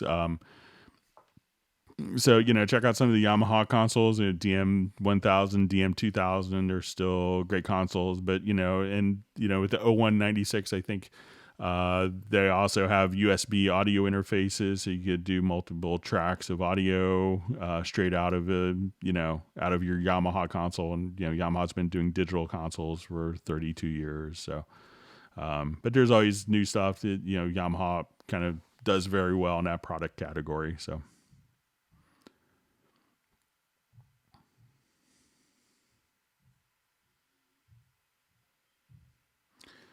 Okay, just reading through lots of great discussions, but I'm probably like an hour behind in the discussions.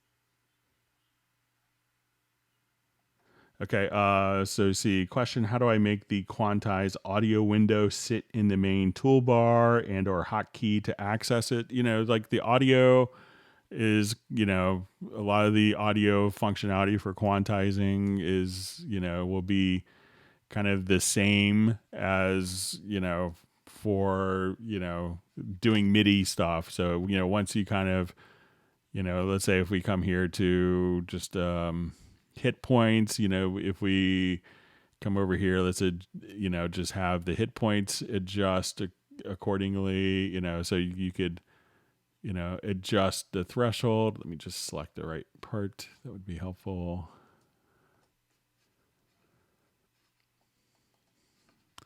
So as soon as you have the hit points kind of configured for different parts, let me just see if I have some more audio.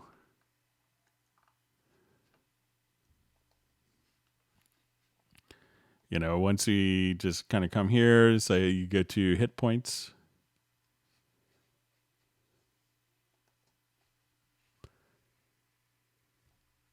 And, once you create slices at that point, you could, just hit Q you select the event, and then you could just hit Q and quantize, your different events to different rhythmic values. So say if I want this to be quantized to half notes, you could just hit Q and quantize. It's really the same keyboard shortcuts that we do for, MIDI quantizing. So, Q and the same rhythmic keyboard shortcuts for different rhythmic values as well.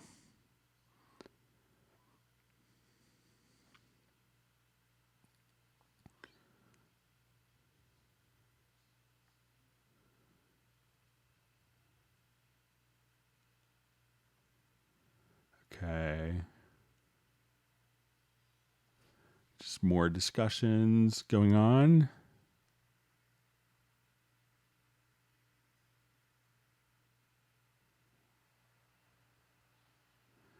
All right, so I see just kind of a question from Robbie. I know it's a matter of what you get used to, but I prefer to treat each new song as a new project. Is that wrong? Seems less confusing to me. I think that's a wonderful approach to working with audio, working with mixing. I know people that are incredibly well versed and do incredibly well mixing, and they always want to, not repeat what they did on the last project. They always want to take a fresh approach to things and not fall into ruts. And the people that, and some engineers will be very successful and have kind of a hot production trend. And when that production trend goes away, their livelihoods can go away as well. So I always will try to approach each song mix, differently. And, so that sometimes I get one question I get asked all the time is, how do I mix the vocal? And it's like, and without hearing the song, and it's really hard, I often kind of make the analogy. It's like, how would you, it's like paint this, but you can't just, describe the painting, but you can't see the painting. So, I think it's a good rule of thumb to try to keep each project unique and separate. So you could approach it with a fresh approach that's, good for the song. Okay.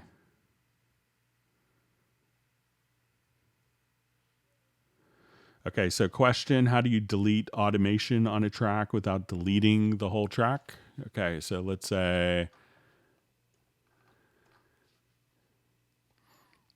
I'm here and I have a bunch of automation going on.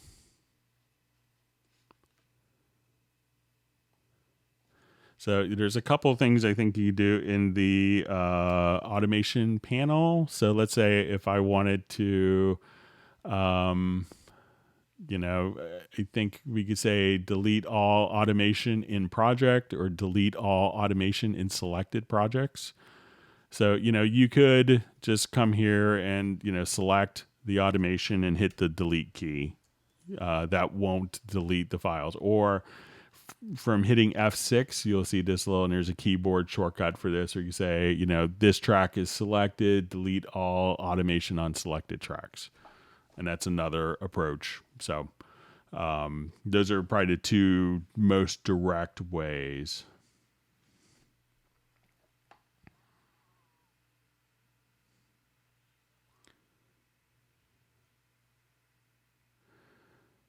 Says, hi, Greg, can we have a key command for editing MIDI mute note? All right, so let's take a look.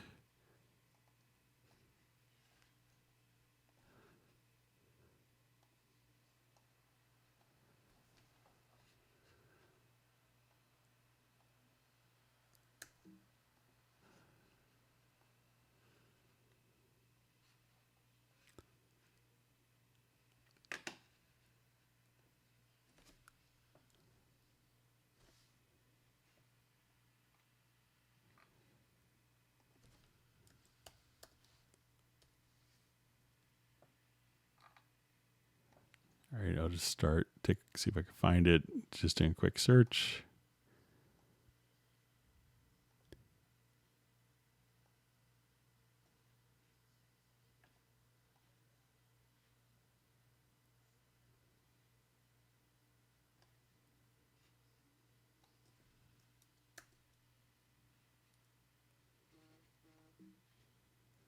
All right, let me just see. So Shift M we'll do that. So just kind of select the notes, hit Shift M, and that will mute it. So any of the selected notes, and that's under mute events. So any of the notes that are selected, Shift M will be your key command. And you could also use the mute tool. So if you want to select and mute a range of notes or unmute, you could do that as well. So if you say, okay, I want to take all these notes and unmute it, and take these notes, unmute, like that, using the mute tool, and you could access that by hitting number 7 on the QWERTY keyboard. So, but Shift M.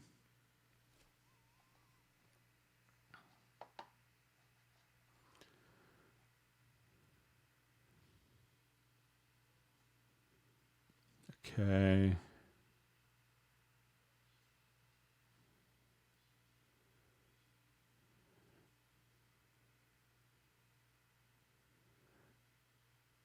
Okay, just reading through comments. All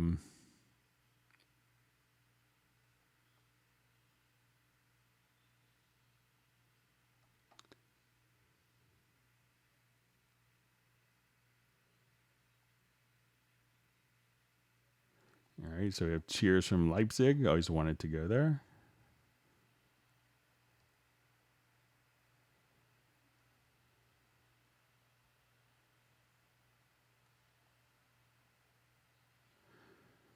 Okay, so we see why do my Absolute 4 don't show all the same plugin as in Absolute 2 and 3, Dark Planet, Hypnotic Dance, Symphonic Orchestra, and Tribe Work? So in previous versions, they were set as kind of standalone things, and they always used kind of the Hallian Sonic, or the Hallian engine, which can play back in Hallian Sonic. So they're all there. Just access them from like Hallian Sonic SE. So if we drag a Hallian Sonic SE, and as we showed earlier, so your Dark Planet will be there. So you can edit. Dark Planet just shows up right there. If you wanted this Hallian Symphonic Orchestra, you can just drag and drop and edit. Go to, so all the content, again, they'll still be there. Tribe Work.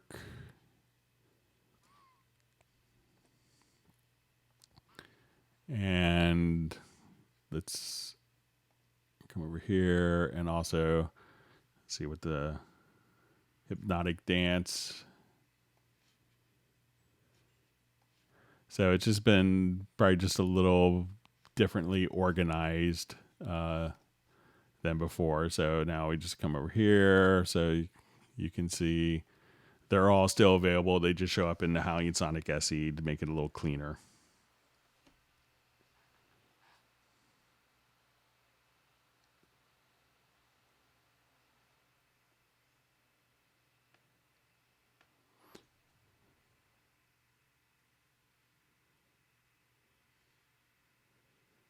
Okay, so just see question, how do I save a template that is associated with a certain MIDI controller in generic remote setting so I don't have to relearn when I use that controller? So, pretty much, all of those settings will be preserved in the project. So when you get to your studio setup, and you have a generic remote and that's all configured, that will all kind of stick, and just simply save it. Just go to save as template, and then you won't have to set that up every single time. Those settings will be preserved for you. Okay, so I'm going to go. I know we had people that sent some questions in. Let me go through some of those to make sure we get through them all.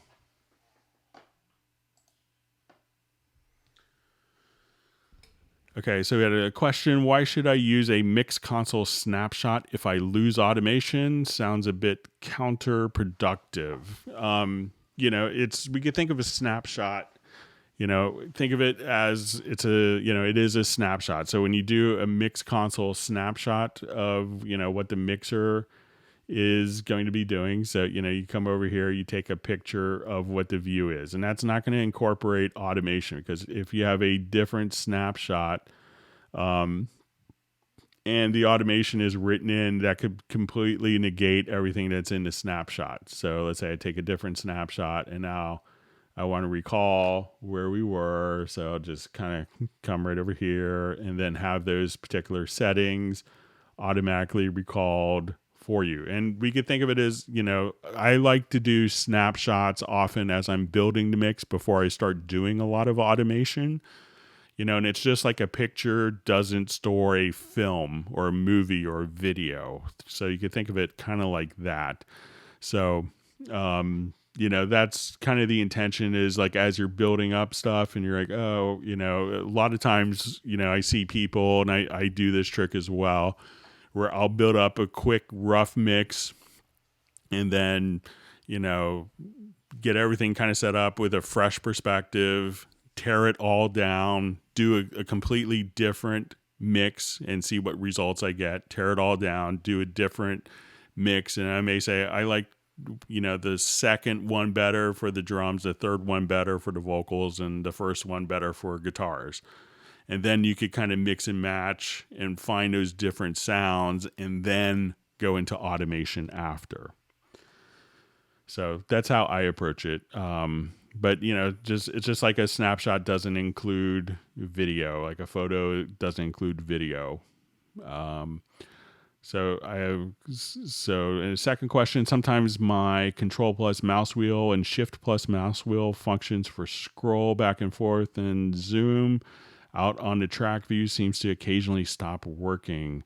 I've tried a couple of mice. Is it a bug or something I'm doing wrong? Make sure that when you're doing it, when I see people complain that they're not able to navigate or zoom using the scroll wheel, it's often they could be like maybe in the wrong active zone. So as you kind of come here, you may have the wrong zone as the active zone. So I would check that out, but I've never had any problems with kind of losing that. But if your area of focus is maybe like if you have a plugin window open or a dialog box that's open, maybe in the background, sometimes that could cause it.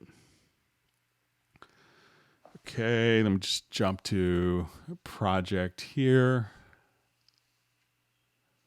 I think we had a quick, okay, so we have this. Let me activate.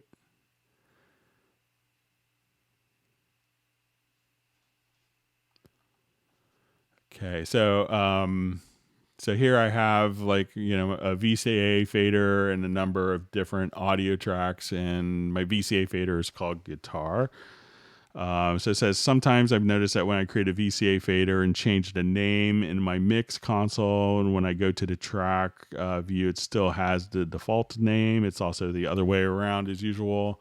I haven't run across this. So if I rename, my VCA fader from the mix console, it reflects there. And I tried this for,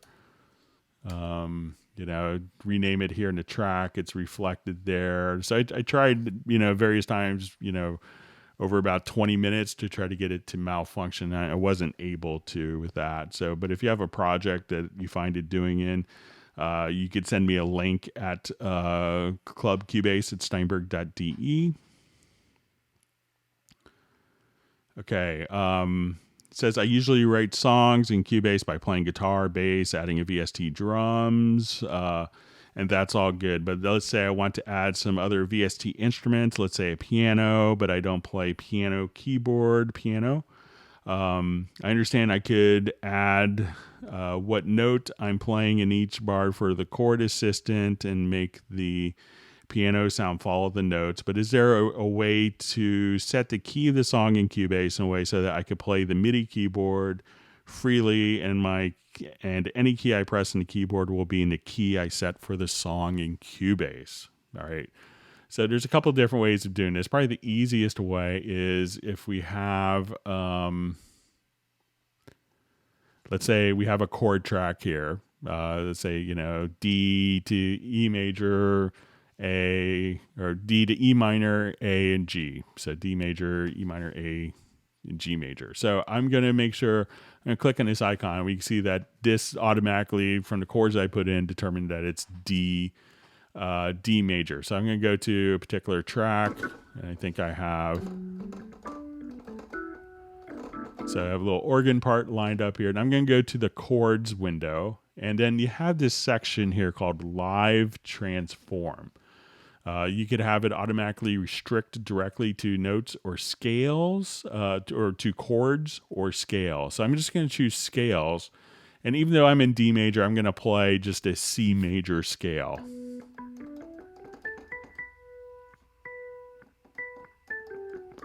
And as soon as I actually, so let's say if I had this off, I would play my C major scale.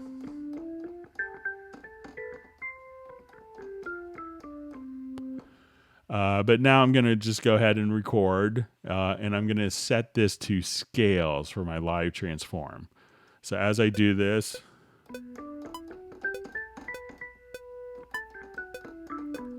and it will, if I hit record this time, that would be helpful. All right, so now that I have it in the key,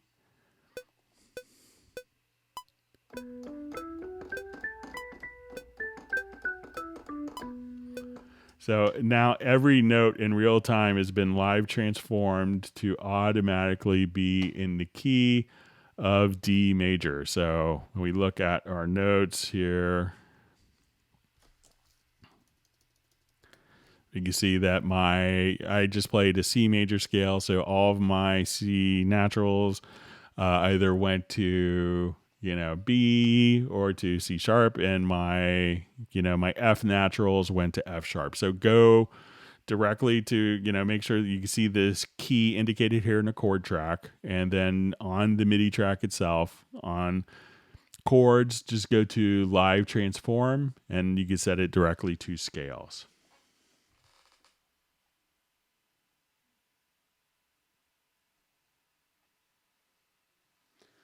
Okay, and I think this was from Ted, who's on a Hangout. It says, my latest epiphany, Cubase plus VST system link plus free contact player plus Cubase elements equals happiness. Says, I believe many composers have their expensive orchestral libraries running on additional computers via free contact player that recognized, for example, their Spitfire instrument licenses, and that most simply assume Vienna Ensemble Pro is the only mechanism to communicate sound back to their main computer. But apparently Steinberg has all the necessary functions, tools, and VE Pro is not really required anymore, at least for the world's greatest DAW. You have said this before, and if I'm understanding correctly, it certainly bears repeating that essentially Cubase plus VST system link on the main computer can communicate with and presumably play free contact player running in a VST within Cubase elements, or one of the other on one or more additional computers. So the resulting sound streams will all port back to your main computer to mix. Is that correct? If so, I'm a really happy guy, and will you many thousands. I'm a really happy guy, and so will many of your thousands of Hangout peeps if they all notice too. Yeah, so if you have VST System Link, it originally kind of started off conceptually as, we want to, like you would synchronize two 24-track tape machines together to get 48 tracks. So when you go to your studio setup, you have VST System Link. And what you're able to do is to basically have a digital audio connection. And it could be like a SPDIF, an AES, an ADAT connection. And you could have that digital connection between the two computers. And then it would sample accurately synchronize between the two of them. So you need a Cubase Elements or another version of Cubase or Nuendo. You hit play in one, and the other computer is sample accurately synced. And it would use like one bit, like if you have a 24-bit signal, it would use 1 bit of one audio channel, like the last bit. And then it kind of, from there, it grew to also being able to do 256 MIDI channels of information as well. Why it's not as widely popular is a lot of times many of the audio interfaces don't have it used to be more common to have SPDIF or ADAT, but a lot of them just have analog connections. So you need to have like, two interfaces with SPDIF, Toslink, or ASEBU to be able to communicate that way. But System Link is a wonderful way of, having two systems kind of allocate resources. Okay, so we have a question. Is there a way to sidechain from a drum loop, but only take the kick drum from the loop and not the whole drum loop? Also, after you do a render in place, is it possible to hear the MIDI? All right, so let's take the first drum loop. So if we have a drum loop here, let me just go ahead and mute this. So let's say I have standard kind of drum loop here like this. And let's say I have just a particular sound. So what I did is I just duplicated this track. I duplicated it into another track here. So when we duplicate this,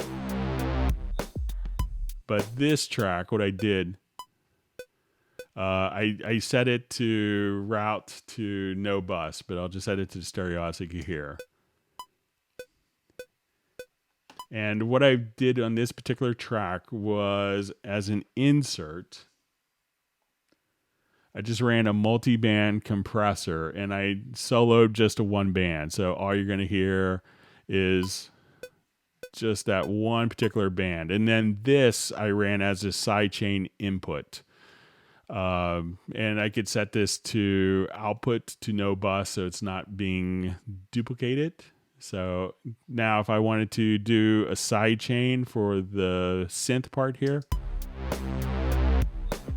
based on just the kick from this particular frequency, I still have my full frequency drum loop here, but I've isolated it into duplicate track, and I set up the side chain based on that particular kind of, we basically carved out those particular frequencies except for the kick drum. So that's a way to be able to do kind of side chaining. So I took what's on this particular channel, and so we have the compressor. So I'll just get to select the inserts here. And then from that, I set this to be side chainable from that secondary duplicated track. And now you could have just a kick drum that's being the trigger input for a compressor for another track. So that's kind of an easy way to approach it.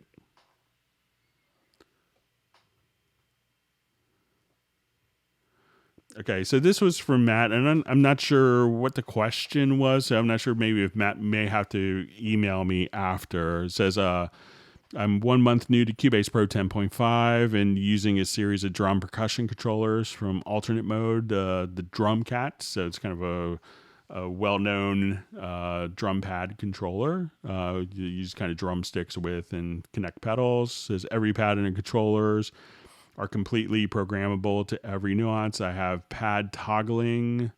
I have one pad toggling a Cubase project, main screen, left, lower, right zone,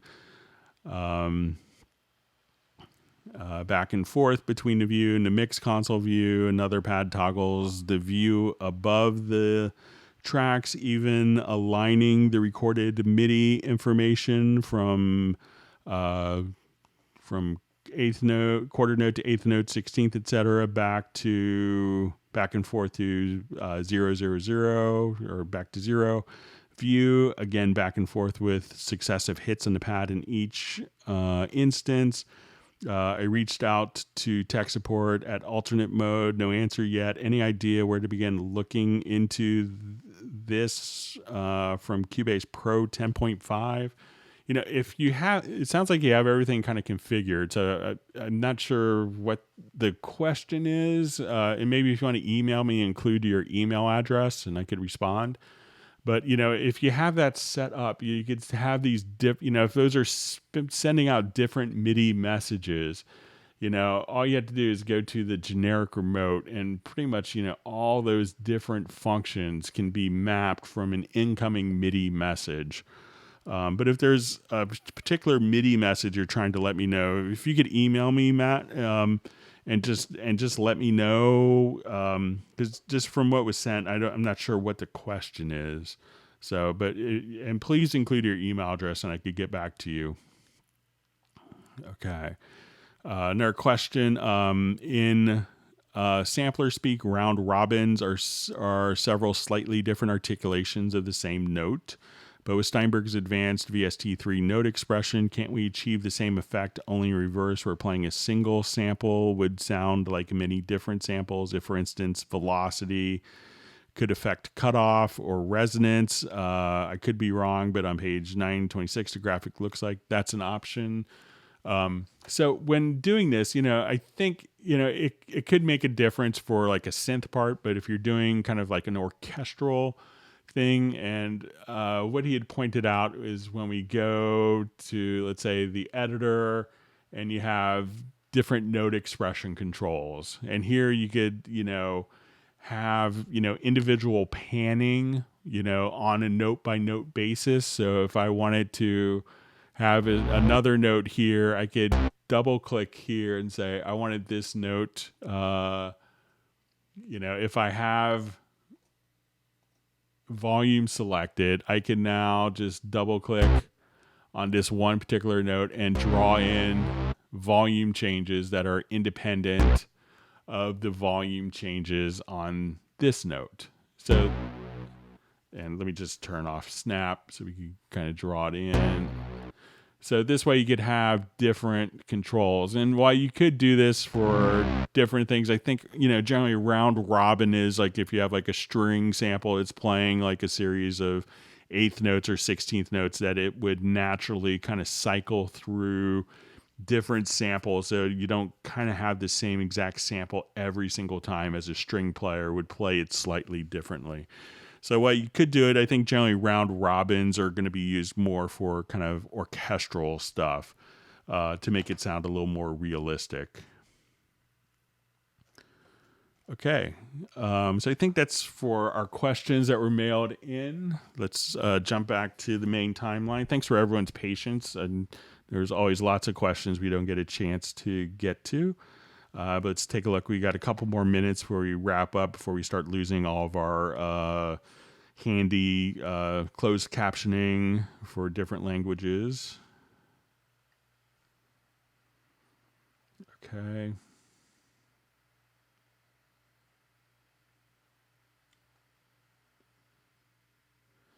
Okay, just going through.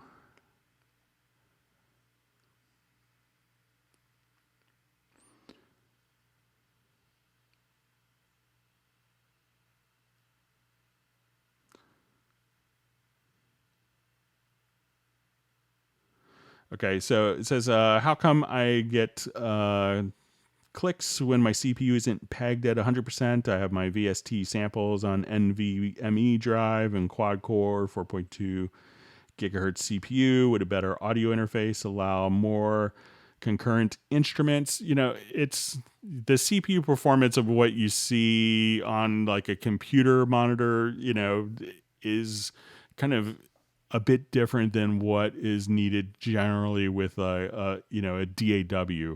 And it could be that you have, you may have one instrument loaded up with a lot of different, like one instance of Hallian or Contact loaded with a lot of instruments, and you're pegging one CPU core as opposed to spreading it across. So it may not show that one CPU core is getting hammered and causing the clicks and pops. So check to see, make sure that you try to, think of allocating and running, more instruments in, more, run fewer instruments and more instances of instruments. And that could allocate across your CPU cores a little better.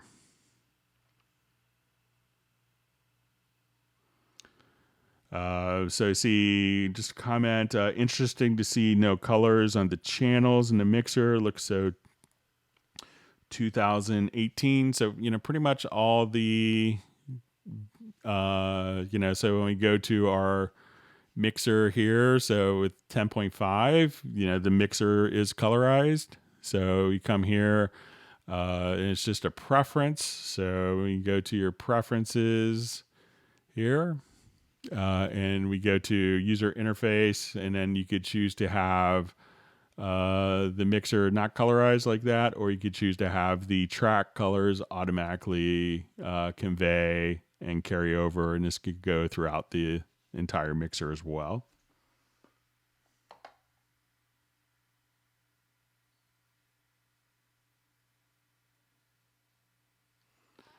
Okay, see if we can get maybe one more question in before we wrap up.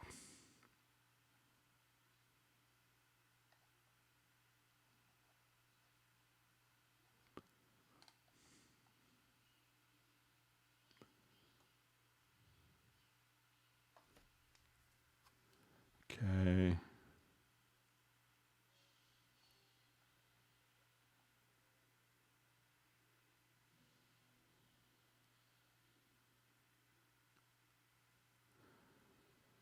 So just see, quick question, how's the latency in UR22C, Greg? So yeah, I don't have any issues with it. So I'll show you what I have in my UR24C, which is just has like a little DJ headphone monitoring mode. So let's take a look at it here. So I think I'm running at 256, but if I run at 64 buffers,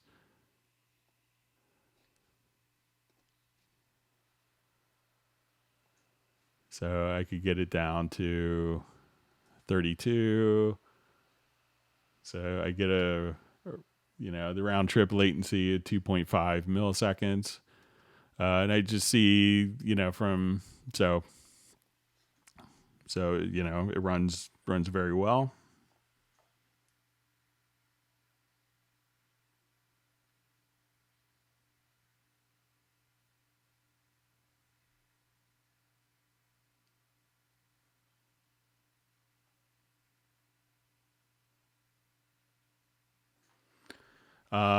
So let's see, I see question. Please, Greg, any presets in Cubase plugins for acoustic nylon string guitar? I mean, there's some instrument samples, but if let's take a look at, maybe like channel strip stuff as well. So say if I come here,